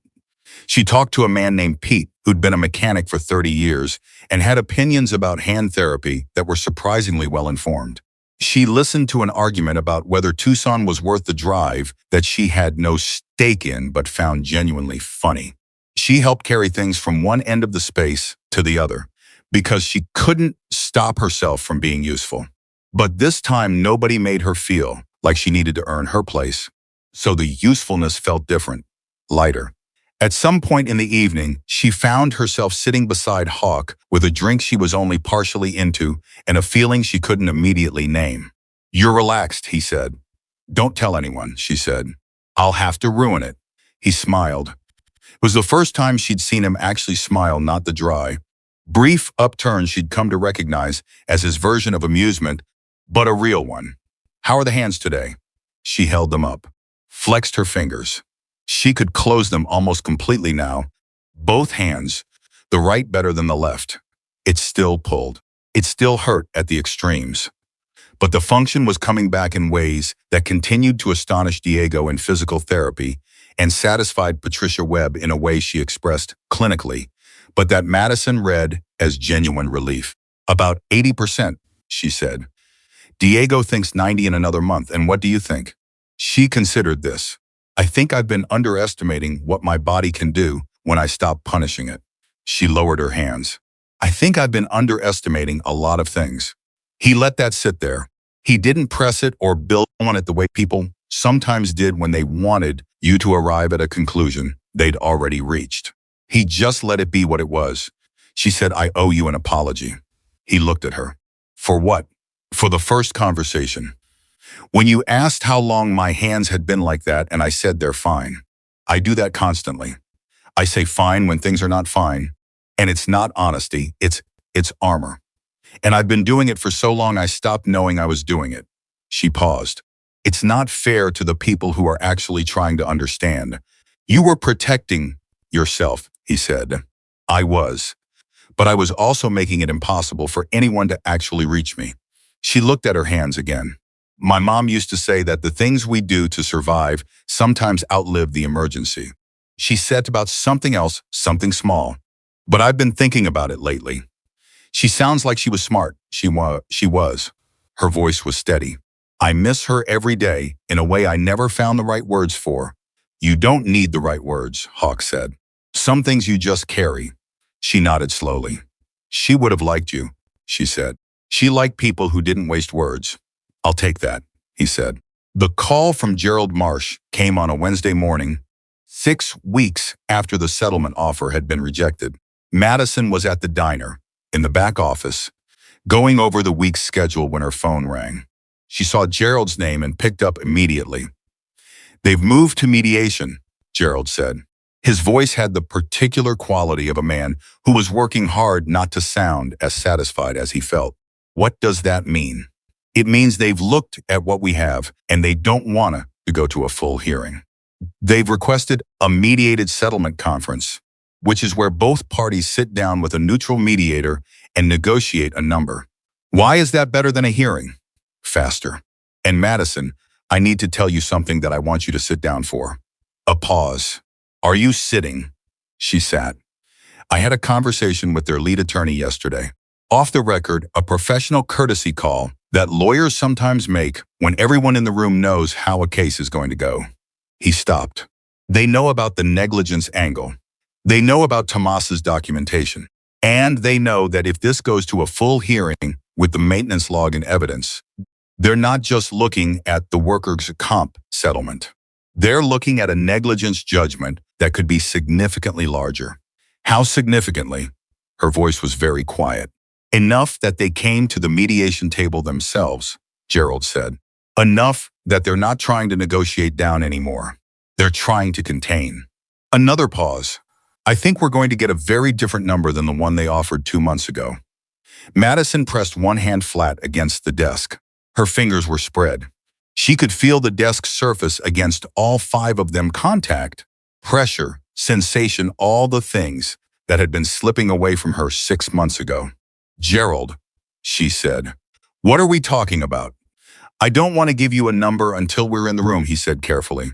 But I want you to call your father, and I want you to both understand that your patience has been the right call. Everything you waited for, it's here. She hung up. She sat in the back office for a long moment. Then she called her father.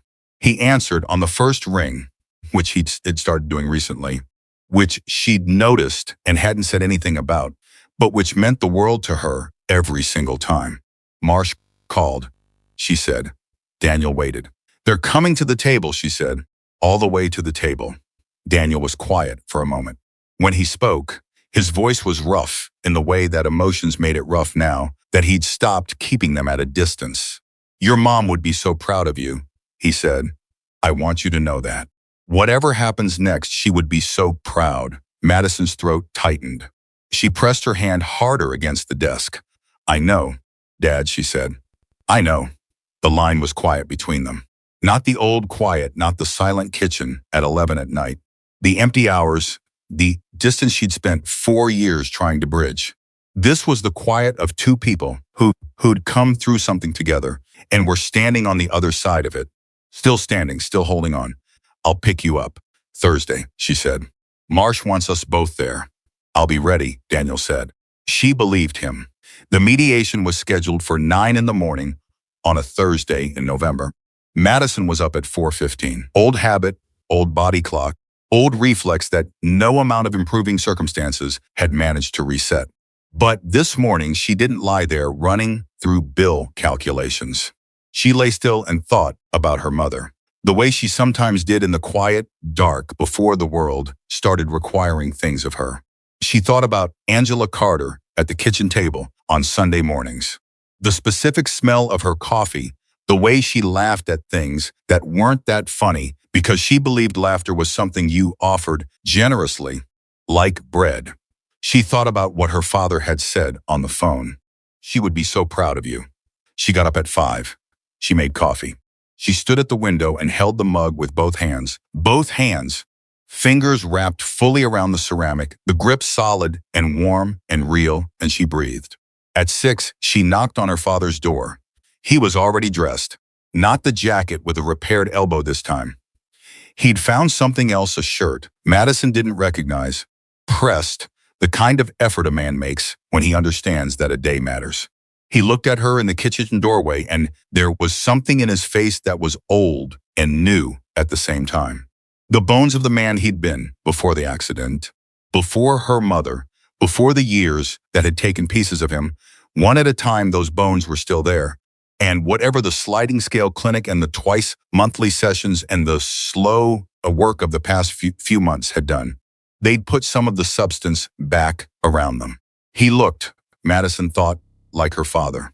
You ready? She said. Been ready for 2.5 years, he said. She handed him his coffee.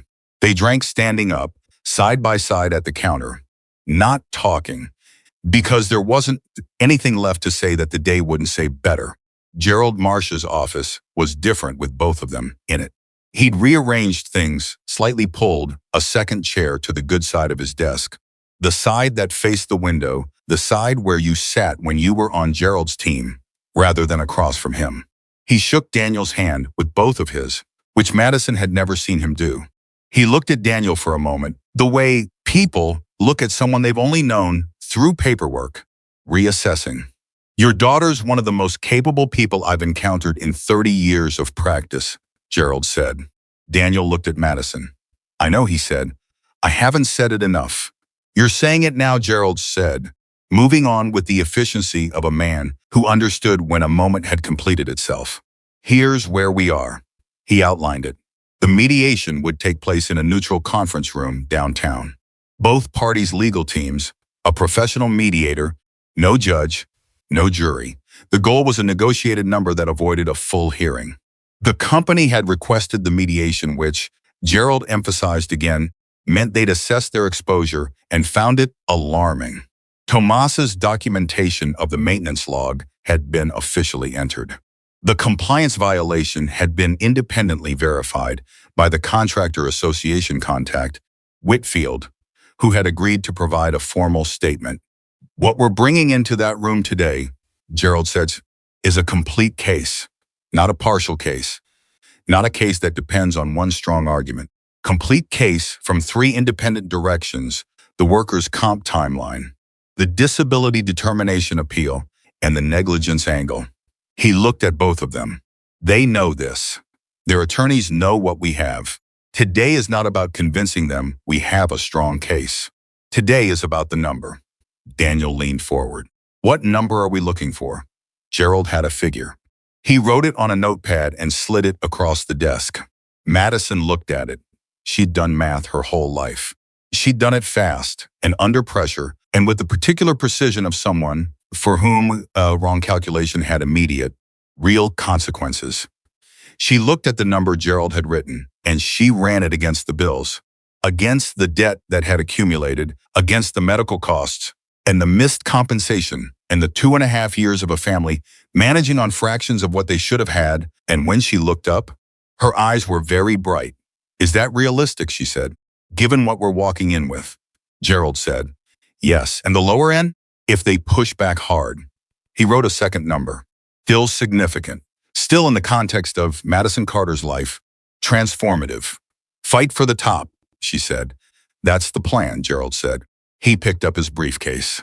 One more thing. He looked at Daniel. In the room today, I do the talking. If they address you directly, you look at me first. If I nod, you can answer. If I don't nod, you wait. He looked at Madison. Same for you. Understood, she said. Daniel looked at Gerald with the expression of a man who had spent his whole life being the one in charge of the room and was consciously, deliberately, choosing to hand that to someone else. You've got it, he said. The other side had 4 people in the room. Madison counted them when she walked in and kept her face completely neutral and sat down beside Gerald and did not look at them more than once. She'd expected suits, and she got suits, 2 attorneys, a representative from the insurance company's corporate office, and a woman she didn't recognize who she later understood was a risk assessment consultant, there to evaluate the company's exposure in real time. The mediator was a tall woman named Sandra, silver-haired, with the particular calm of someone who'd spent years in rooms where people were angry and had learned to be unaffected by it without being cold. She introduced herself to both sides, explained the process briskly, and then said, "We'll begin with opening positions." The company's lead attorney, a man named Hargrove, who had the practiced confidence of someone who billed $400 an hour and knew it, opened. His position was measured and careful. He acknowledged the seriousness of the accident. He expressed the company's sympathy for the Carter family's experience. He outlined a number, a starting number, a negotiating number, significantly higher than the original settlement offer, but still, Madison calculated instantly, substantially below Gerald's target. Gerald let Hargrove finish. He didn't interrupt. He didn't react. He sat with his hands folded and listened with the patience of someone who had already won and was simply waiting for the room to catch up. Then he opened his briefcase. He placed 3 documents on the table. The first was the maintenance log, Tomas's certified copy, the original that the company's attorneys had tried to pull from the disability file. The second was Whitfield's formal compliance violation statement, independently verified. The third was a medical assessment document prepared by Patricia Webb that laid out in clinical and specific terms what 2.5 years of inadequate compensation had meant for the Carter family's access to medical care for Daniel's rehabilitation, for his mental health treatment, and for Madison's hands. Gerald tapped the third document. Dr. Webb is prepared to testify, he said.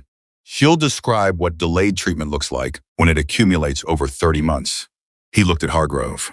She'll be specifically addressing a 20-year-old woman whose hands were deteriorating toward permanent dysfunction because her family lacked the resources for proper medical care. Resources they were owed. The room was quiet. The risk assessment consultant wrote something on her notepad. I'd like to table the opening numbers, the mediator said, and moved to a substantive discussion. Does either party object? Neither party objected. What happened over the next 3 hours was not dramatic. In the way Madison had imagined, legal confrontations were dramatic. There were no raised voices.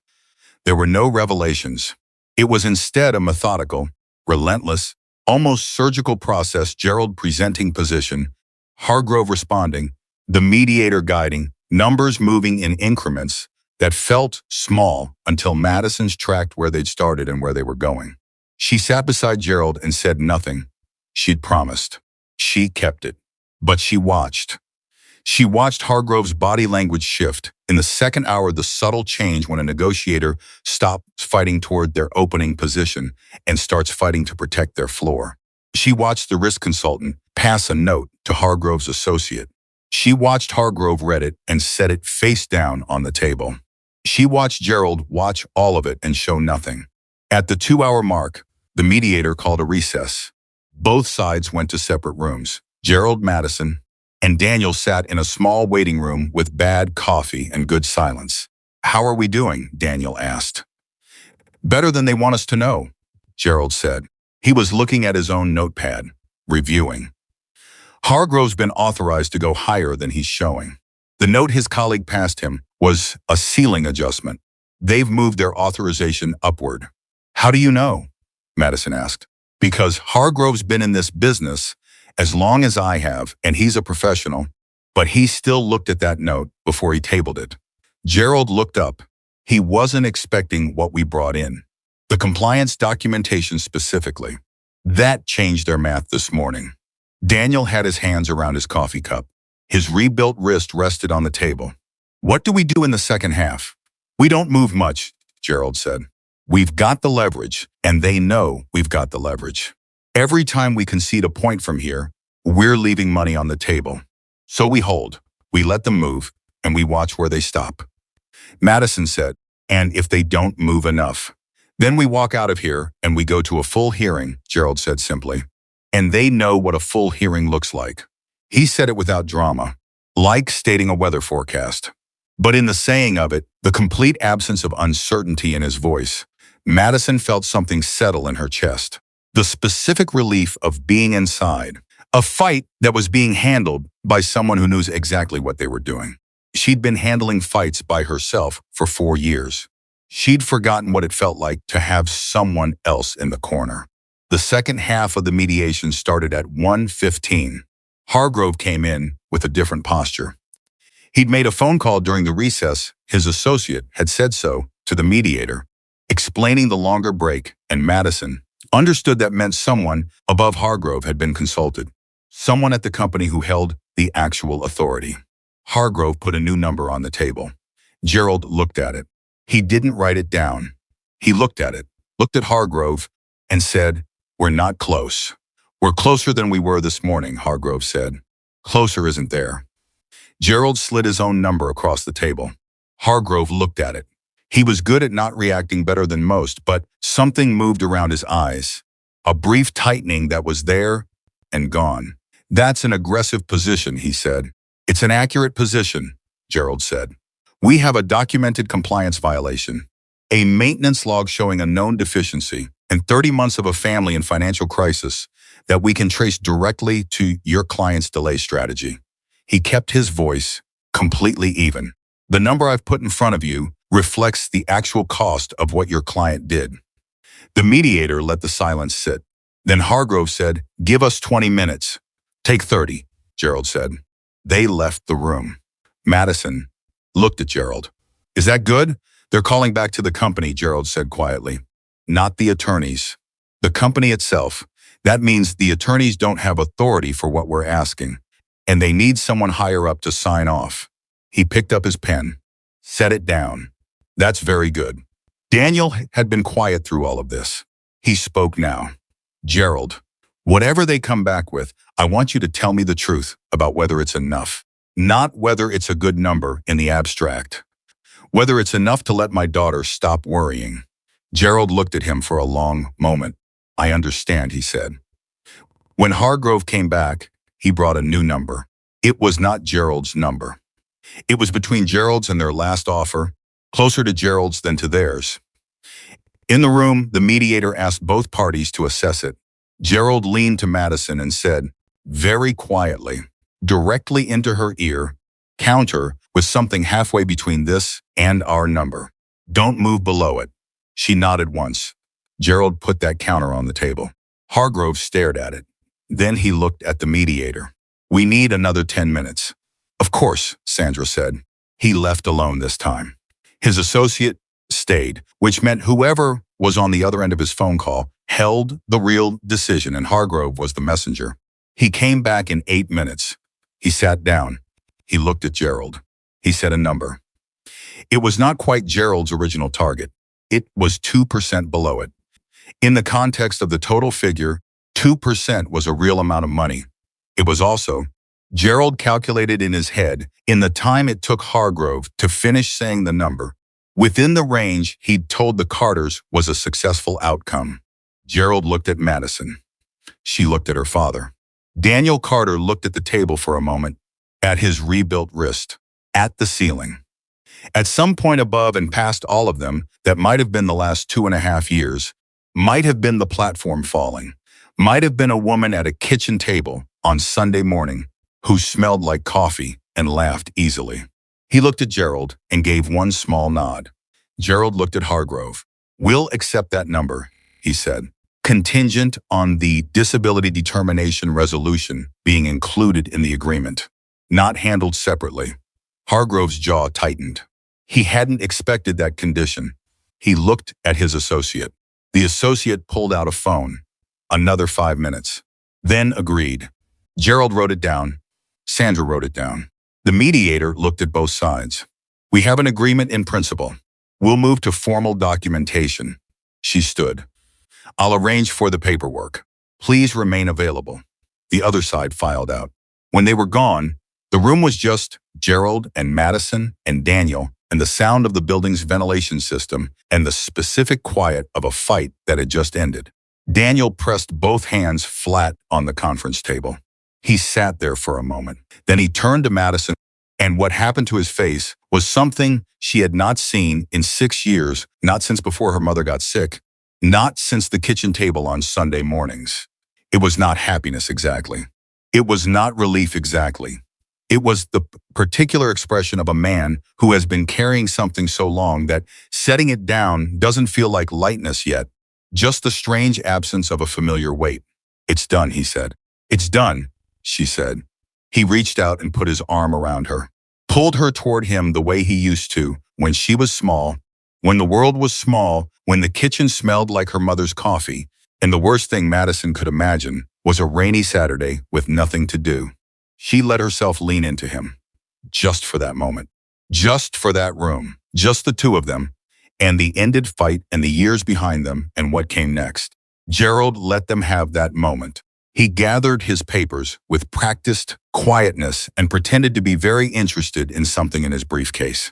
When Madison sat up and straightened, he looked at her with the expression of someone who'd been in this business long enough to know that not every case ended this way, and who therefore never took it for granted when they did. What happens now, she asked. Documentation takes a few weeks. Funds are typically disbursed 30 to 60 days after signing. He paused. I'll be in touch about every step. You won't be surprised by anything. She nodded. Madison. He waited until she looked at him. I want to say something that I don't often say in this setting because I try to stay professional. He held her gaze. What you did, the decision to fight, to wait, to trust the process when taking the settlement would have been the easier thing that took real courage, and it made the outcome possible. I want you to know that. She didn't look away. We didn't do it alone, she said. No, Gerald said, but you were the one who made the call. She called Hawk from the parking garage. He picked up before the second ring. Tell me. We got it, she said, close to what Gerald was aiming for. They included the disability determination in the agreement. A pause. When Hawk spoke again, something in his voice was different, looser, warmer, the particular quality of a man who'd been carrying something on behalf of someone else and had just set it down. How do you feel? Like I don't know what to do with my hands, she said. He laughed. A real one. That's the first time you've made a joke about that. I know. She smiled. It surprised me too. How's your dad? She looked back at the building entrance where Daniel was standing with Gerald, shaking his hand, the two of them talking with the ease of men who'd been through something together. He looks like himself, she said. The real version. Good, Hawk said. Go be with him. We'll talk later. Hawk, she stopped. I need you to know something. Whatever you were that first day, whatever made you walk across that parking lot and ask a stranger about her hands instead of minding your own business, she paused. It saved us. Not just the case, all of it. He was quiet for a moment. You did the saving, he said. I just showed up. Showing up was everything, she said. She hung up. She walked back to where her father was standing. He looked at her. Ready? She looked at her hands. Both of them open, fingers loose. The morning stiffness almost gone these days. The grip nearly what it had always been. Better in some ways, more deliberate, more aware, more appreciated. Yeah, she said. I'm ready. They walked to the car together. The chapter found out that evening. Madison hadn't planned to tell them all at once. She'd thought she'd call Bear. Let it spread the way news spread in a tight group, the organic way. But Hawk had apparently already sent a message, because when she and Daniel pulled up to the garage for what she'd thought was a routine visit to return some paperwork Victor had asked about, there were more bikes parked outside than on a regular evening. She walked in. The noise hit her. Not the barbecue kind, this was different. Sharper. The sound of people reacting to something. Conversation cut through with laughter, and the kind of energy that comes when good news lands in a room full of people who've been waiting for it. Bear walked toward her first. He looked at her face and didn't need to ask. The whole thing, he said. Close enough, she said. He put both hands on her shoulders briefly, carefully. The way Bear did everything, with a precision that belied his size, and looked at her for a moment. Good, he said. Just that. Good. Like the word contained everything it needed to. Tomas appeared next to him. The compliance documentation held?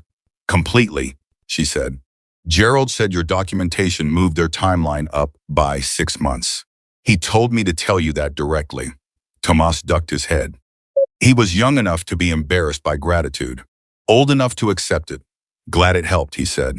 Victor materialized from somewhere with 2 drinks, handed one to Madison and one to Daniel, and disappeared again before either of them could say thank you, which was entirely Victor's style. Daniel stood in the middle of it and looked around the garage at these men he'd never met before his daughter's hands brought them into their lives. At the whiteboard, still visible in the corner, with its 3 columns, at the bikes and the tools and the accumulated evidence of a group of people who'd decided to give a damn, and his expression was the one Madison had started to recognize in him. The one where the words were somewhere else, but the feeling was completely present. He found Hawk near the back. Madison watched her father walk toward Hawk and extend his hand. Hawk shook it. Daniel held it for a moment longer than a handshake required. My daughter trusted you, he said. That's not something she does easily. I needed you to know that I know that. Hawk looked at him steadily. She earned everything that happened, he said. Every bit of it. Daniel nodded. Something moved in his face. He let go of Hawk's hand and turned back to the room, to the noise and the warmth of it, and Madison saw him do something she hadn't seen in years. He accepted it. Not politely. Not with the careful distance of a man who felt he didn't quite belong. He just accepted it. The room, the people, the belonging that was being offered to both of them. He stood in it and let it be real. She found a moment near the end of the evening to sit with Hawk, both of them slightly apart from the main group, the way they'd sometimes ended up, not because anyone excluded them, but because some conversations needed a quieter edge. What happens now, she asked. She'd been asking this more than she used to. It was becoming, she'd noticed, a real question for her rather than a planning question. She was starting to ask it about her own life, not just the next thing to manage. For the case, Hawk said. For everything. He thought about it. You finish healing. Your dad gets the support he's had coming for a long time. You figure out what you actually want to do with your life. Now that you've got some room to want things. She turned that over. I don't know what I want, she said. I've been managing for so long I forgot how to want. That comes back, he said. Slower than you'd expect. But it comes back. How do you know? Because I've been exactly where you are. He looked across the room. After things got bad for me, the years I don't talk about much, there was a long time where I didn't know what I wanted either. I just knew what needed doing. And then one day there was less that needed doing, and the space opened up, and I didn't know what to put in it. He paused. Took me a while, but I figured it out. What did you put in it? He looked at her. This, he said. The showing up. She understood what he meant. Not the chapter specifically, not the motorcycle or the leather or the structure of it. The act. The choosing to see when other people looked away. The deciding to ask when it would have been easier not to. I want to do that, she said. It came out simply, without decoration. Whatever the version of that is for me, I want to do that. Hawk looked at her for a moment. You already are, he said. You just haven't named it yet. She thought about that. She thought about Roy Decker saying, I need someone managing the morning crew, in a voice that meant something different. About the way she'd started stopping to actually look at the new servers she was training, young kids. Most of them working their first jobs, already developing the reflexes of people who'd learned to disappear into function and taking the time to ask them questions that weren't about work. About the way she'd started noticing and feeling like the noticing mattered. I want to go back to school, she said. It came out before she'd quite decided to say it. Hawk didn't react for what? I don't know yet. Something that uses what I'm good at. I'm good at seeing what people need. I'm good at logistics. I'm good at... She stopped. I'm good at making things work when everything says they shouldn't. That's a skill, he said. It's the only skill I've ever let myself have, she said. She's on. I want more. He picked up his drink. Then go get more. He said it the way he said everything, direct. No ceremony, like a thing being stated rather than offered. Nobody here is going to tell you to wait. She looked around the room.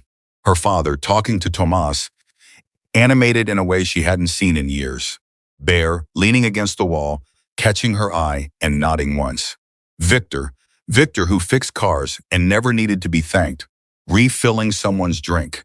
The whiteboard in the corner. The third column. The person, not just the problem.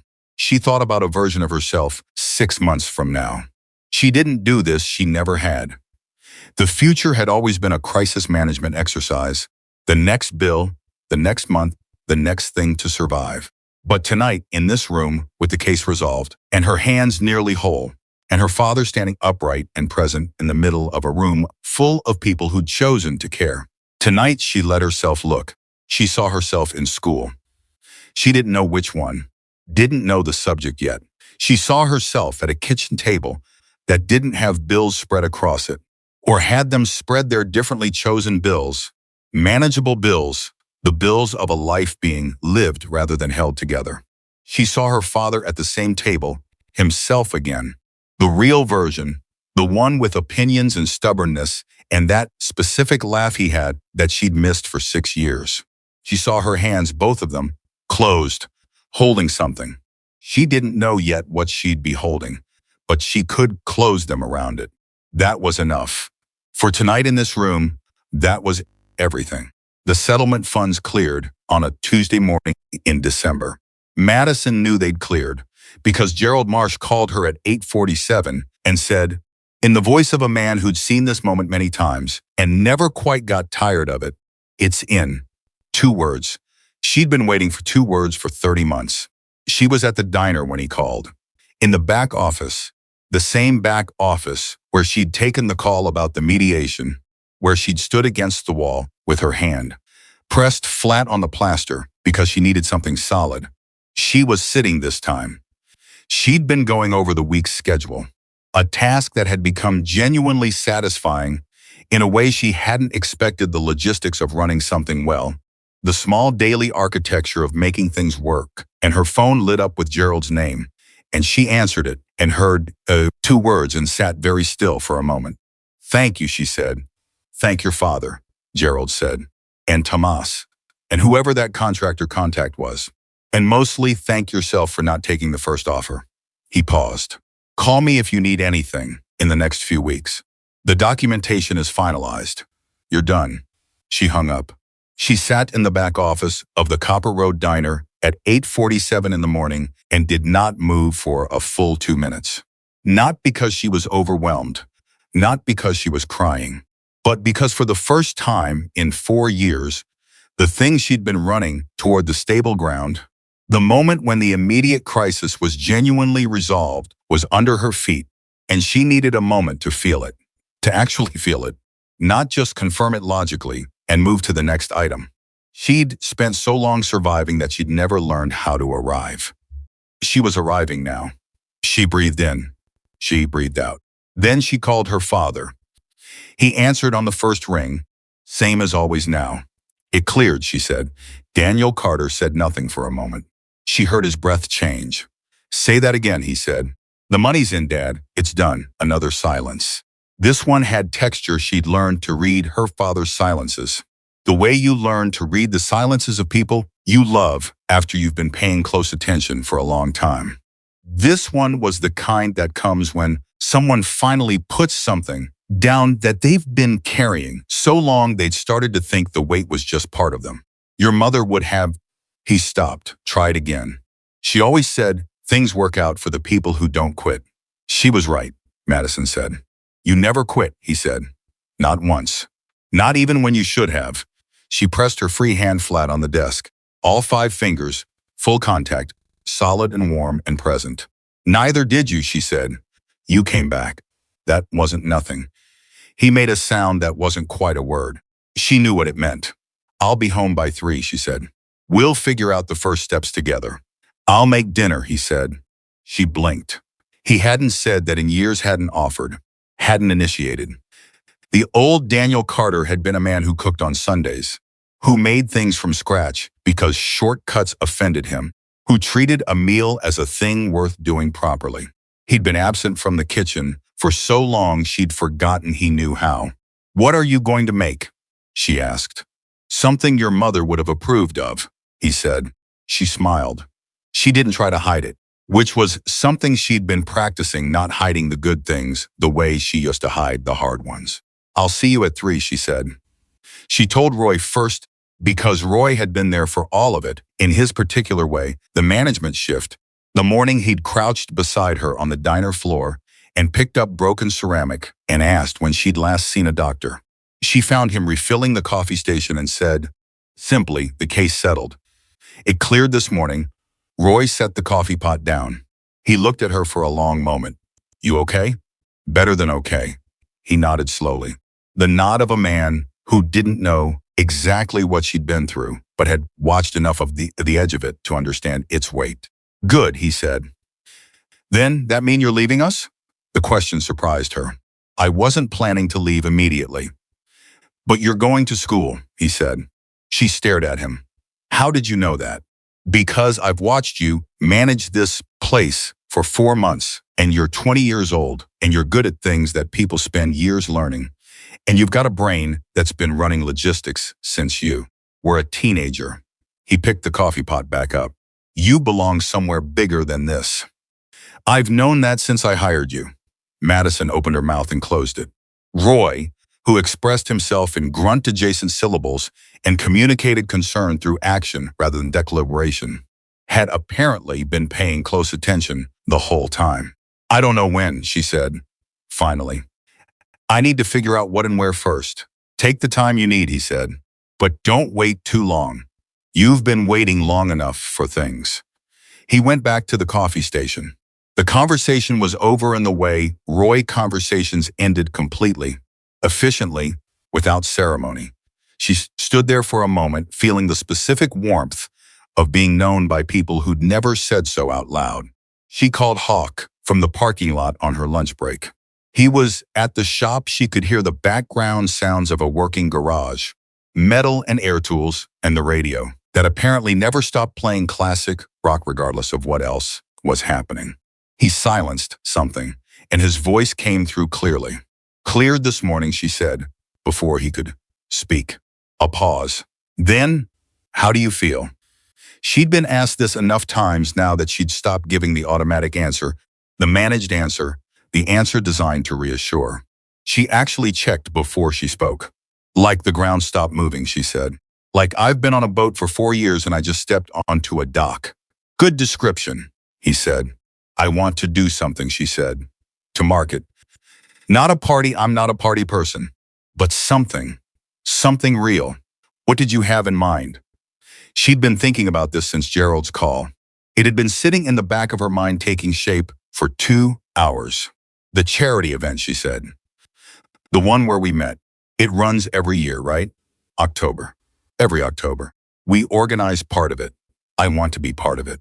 Next year, not as an attendee, as a participant. I want to help organize it. I want to be there as someone who's on the other side of what I was when you found me. He was quiet for a moment, not the silence of someone thinking of how to respond, but the silence of someone who'd hoped for something and just heard it. Yeah, he said, we can do that. And she stopped. This is going to sound strange. Say it anyway. I want to talk to people there. If anyone's standing at the edge of the crowd the way I was, if anyone's got that look you said I had the one like, they've been outside something too long. She paused. I want to be the person who walks over and asks the question. The sound from the garage faded further as Hawk moved somewhere quieter. That's not strange, he said. That's exactly what this is supposed to do. What is supposed to do? All of it. What happened to you? What we did? What your dad did? What Gerald did? He paused. None of it dies here. That's not how it works. The people who get pulled out of the water, they don't just dry off and go home. They go back to the water. That's the whole thing. She stood in the parking lot and let that land. The sun was bright and December cold, the specific quality of a Phoenix December that visitors never expected. How the cold cut differently, how the light stayed sharp. She stood in it and thought about going back to the water. She thought about her mother, about Angela Carter, who laughed at things that weren't that funny because she believed laughter was a form of generosity. Her mother had been someone who went back to the water, too, always, reflexively, without naming it. The friend in trouble who got the casserole. The neighbor with the new baby who got the hand. The kid in Madison's class who came to school hungry, who somehow ended up at their kitchen table on a regular basis. Nobody making a big deal of it, it just happening because Angela Carter had noticed, and noticing was the first and most important step. She'd learned it from her mother. She'd just forgotten for a while that she knew it. Hawk, she said. Yeah, thank you. Not for the case, not for the practical stuff, all of that matters, but she stopped. Found the right words. Thank you for walking across a parking lot, for asking the question nobody else asked, for not accepting fine when I said it. He was quiet for a moment. You weren't fine, he said. No, she said. I really wasn't. You are now, he said. She looked at her hands, her right hand around the phone, her left hand open at her side, fingers loose, no resistance, no stiffness, no seized joints refusing to cooperate. 92%, Diego had said last week. Better than 92, subjectively better than any number, actually, because the numbers measured function and function was not the same as what it felt like to hold things again. I am now, she said. The months that followed moved differently than any months Madison had known. Not faster, not easier, but differently. The texture of them changed. There was still work, still effort, still the daily maintenance of a life. But it was a life being lived rather than a life being held together. And the distinction was enormous in ways she kept noticing and kept being slightly astonished by. She enrolled in a community college course in the spring. Just one to start a social services fundamentals class that a counselor at the college had recommended when Madison sat across from her and described, with her usual directness, what she was good at and what she thought she might want to do with it. The counselor had listened and then said, "Have you considered social work?" And Madison had said she hadn't, not formally. And the counselor had said, "You've been doing it unofficially for years." The class was held 2 evenings a week. She sat in a room with people who ranged in age from 18 to 50-something, all of them there for their own version of a reason. And she discovered that she was not behind the way she'd feared. She was in some ways ahead, not in the academic sense, but in the way that people who've lived through something carry the understanding in their bodies that others were only beginning to theorize about. Her professor, a woman named Dr. Reyes, who had spent 15 years as a caseworker before moving to teaching, noticed her in the third week. She held Madison after class and said, "Where have you been before this?" "Working," Madison said. "Doing what?" "Keeping things together," Madison said. Dr. Reyes looked at her for a long moment. "That's the job," she said. "That's exactly the job. The difference is that in this field, you learn how to do it without it costing you everything." She paused. "Which is something you clearly needed to learn." "Working on it," Madison said. "Good," Dr. Reyes said. "Come to my office hours Thursday. I want to talk to you about something." This something turned out to be an internship, a part-time position at a community resource center on the south side of the city, coordinating assistance programs for families in crisis. It was, structurally, almost exactly what Madison had been doing in her own life for 4 years, except with a framework, with support, with other people in the room. She started in April. Daniel Carter, meanwhile, was becoming himself again, in ways that occasionally startled Madison with their completeness. He'd gone back to light work, not construction, not anything with heights or platforms, or the specific physical demands that his rebuilt wrist and damaged nerve couldn't sustain. But he'd started doing handyman work in the neighborhood. Small jobs, the kind that required skill and patience rather than brute physical capacity. Word spread the way word always spreads in working neighborhoods. One person tells two people tell four, and he had more work than he wanted by the end of February, which was a problem he handled with the particular satisfaction of someone encountering a problem that felt solvable. He also started going to a veterans grief group. Not because he'd been a veteran, he hadn't. But a man at his mental health clinic had invited him, said the group was open to anyone dealing with loss, and that the veterans there had a kind of understanding about carrying weight that translated across experience. And Daniel had gone once to be polite and come back the next week because something in that room had recognized him. He told Madison about it one evening over dinner. He was cooking more now, actually cooking the from-scratch Sunday cooking of the man she remembered. And she was sitting at the kitchen table while he worked, and the kitchen smelled like garlic and something slow roasting. And she was doing her class reading. And he said, without preamble, "I've been thinking about your mother a lot." She looked up. "In a good way," he said quickly. "Not the way I was thinking about her before. Not going around the same broken thoughts." He stirred something. More like remembering who she was, the actual person, not just the loss of her. "Tell me something," Madison said. He looked at her over his shoulder. "What?" "Tell me something about her I don't know." He thought about it. "She was terrified of public speaking," he said. "Most people don't know that. She seemed so easy with people that nobody ever suspected it. But every time she had to speak in front of more than 4 or 5 people, she'd get sick beforehand, physically sick." He smiled at whatever he was stirring. "And then she'd walk out there and be completely composed. Funny, present. Nobody ever knew." He paused. "She used to say the secret was to decide the people in the room were already on your side. She said you could feel the difference when you walked in believing that versus believing you had to earn it." Madison sat with that. "She never told me that. You never had to know it yet," he said. She thought about the mediation room, about walking in beside Gerald and sitting down and keeping her face neutral while everything moved around her. About the moment Daniel had nodded across the conference table. About choosing, in that room, to believe that the case was on their side. Her mother had known something about that. She would have liked Gerald Marsh, Madison said. Daniel laughed, the real one, the specific one. God, yes. She loved a scrappy fighter. She would have adopted him.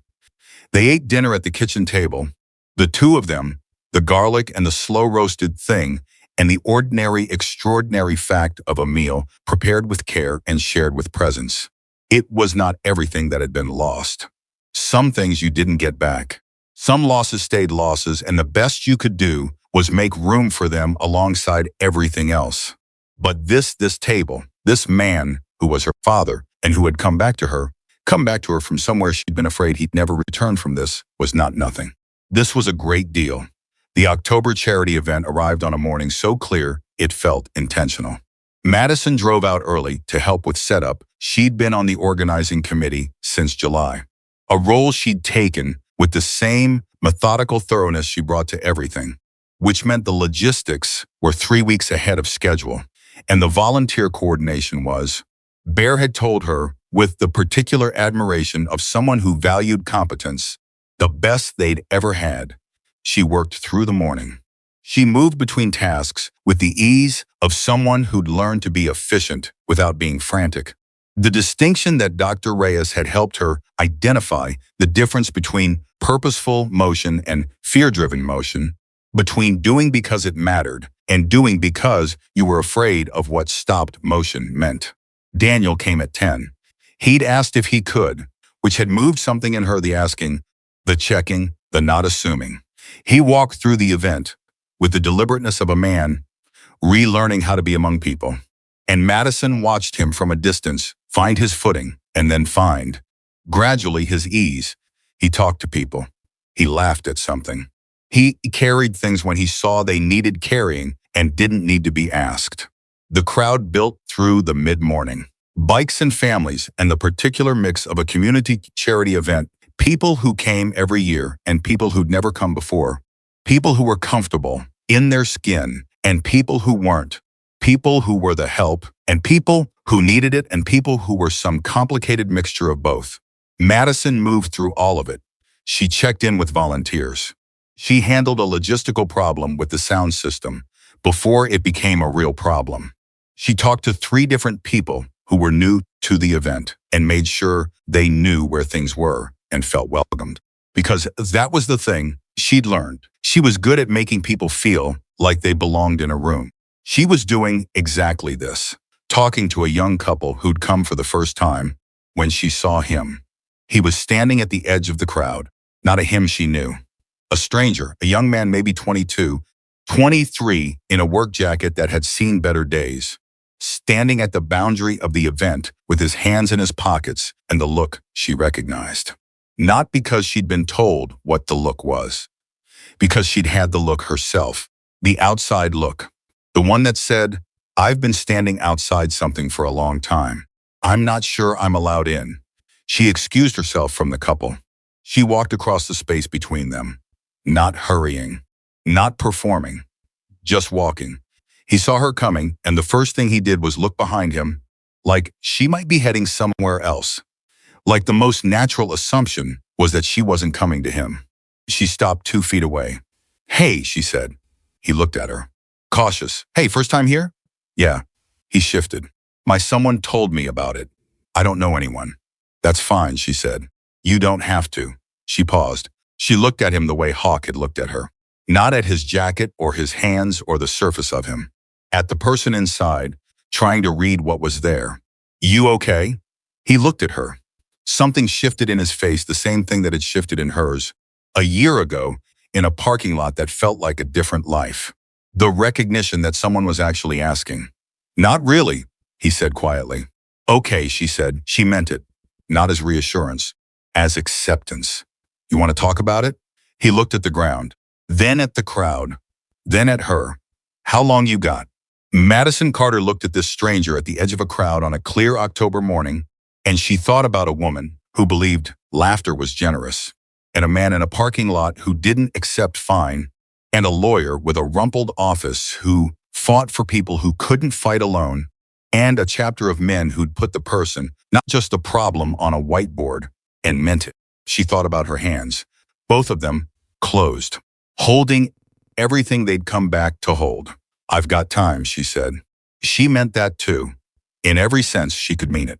She had time, and she had what came with time, the space to use it, the health to fill it, the father at home who was cooking dinner again, the class she'd go to on Wednesday evening, the internship on Thursday morning, the 10-year plan she was only just learning she was allowed to have. She had all of it. The young man exhaled. Something in his shoulders came down. My name's Jake, he said. Madison, she said.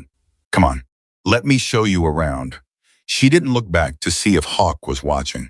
She didn't need to. Some things you feel, without seeing the warm, specific knowledge of being witnessed by someone who understood exactly what they were watching. She walked Jake into the crowd. Hawk found her an hour later, when the event was at its peak and the noise was the kind that meant a lot of people had decided to be somewhere together. He didn't say anything for a moment. He stood beside her and watched Jake, who was now talking to Bear with the carefully upright posture of someone who was still uncertain but had decided to try. "You saw him from across the crowd," Hawk said. "He had the look," she said. "Yeah." He was quiet for a moment. "You know what you're doing now?" "I'm learning," she said. "That's the same thing," he said. She looked at her hands. She did this still not obsessively, not anxiously, but with the deliberate gratitude of someone who'd almost lost something and hadn't and knew the difference. She flexed her fingers. Full range, no resistance. The morning stiffness was a memory, not a condition. Diego had discharged her from physical therapy in August with the particular satisfaction of a man who believed in what he was doing and had been proven right. Patricia Webb, at the last appointment, had said, "I want to see you once more in 6 months. After that, I think we're done clinically." She'd paused. "Your recovery has been, I've seen this kind of damage take a long time. Longer than this." She'd looked at Madison with something that wasn't quite clinical. "I think the other things that changed helped. The whole picture. The whole picture." Madison thought about that phrase. The whole picture was not a single thing. It was not the case resolving, or the hands healing, or her father coming back, or the school enrollment, or the internship. It was all of it, layered, each thing making the next thing possible. The accumulation of people who decided to show up, adding up to something that changed the trajectory of an entire life. She'd started out standing alone at the edge of a crowd, unable to close her hands. She was standing here now, in the middle of it, hands whole, and Jake was talking to Bear, and her father was somewhere in the crowd, and Hawk was beside her, and none of it had been inevitable. None of it had been given. All of it had been earned and chosen and built, one hard day at a time, by people who decided that someone else's life was worth the effort of caring about. That was the truth she'd carry forward into every room she entered, into the social work classes and the internship and the eventual career she was beginning to be able to imagine, into every person standing at the edge of every crowd she ever worked her way through. You don't have to earn the right to be saved. You just have to let someone ask the question. And when you're on the other side of it, when you've been pulled in from the cold and your hands are working and the ground is solid, you go back to the edge. You find the person standing outside the thing. You walk across the space between you. You ask. The rest of it follows. Madison Carter stood in the October sun, with hands she could close, and a life she'd fought to keep, and a future she'd finally given herself permission to want. And she understood, completely and without reservation, that the hardest thing she'd ever done was not surviving the 4 years of holding everything together alone. The hardest thing was learning to believe she was worth the saving. She believed it now. That was the whole story. That was all of it. And it was enough.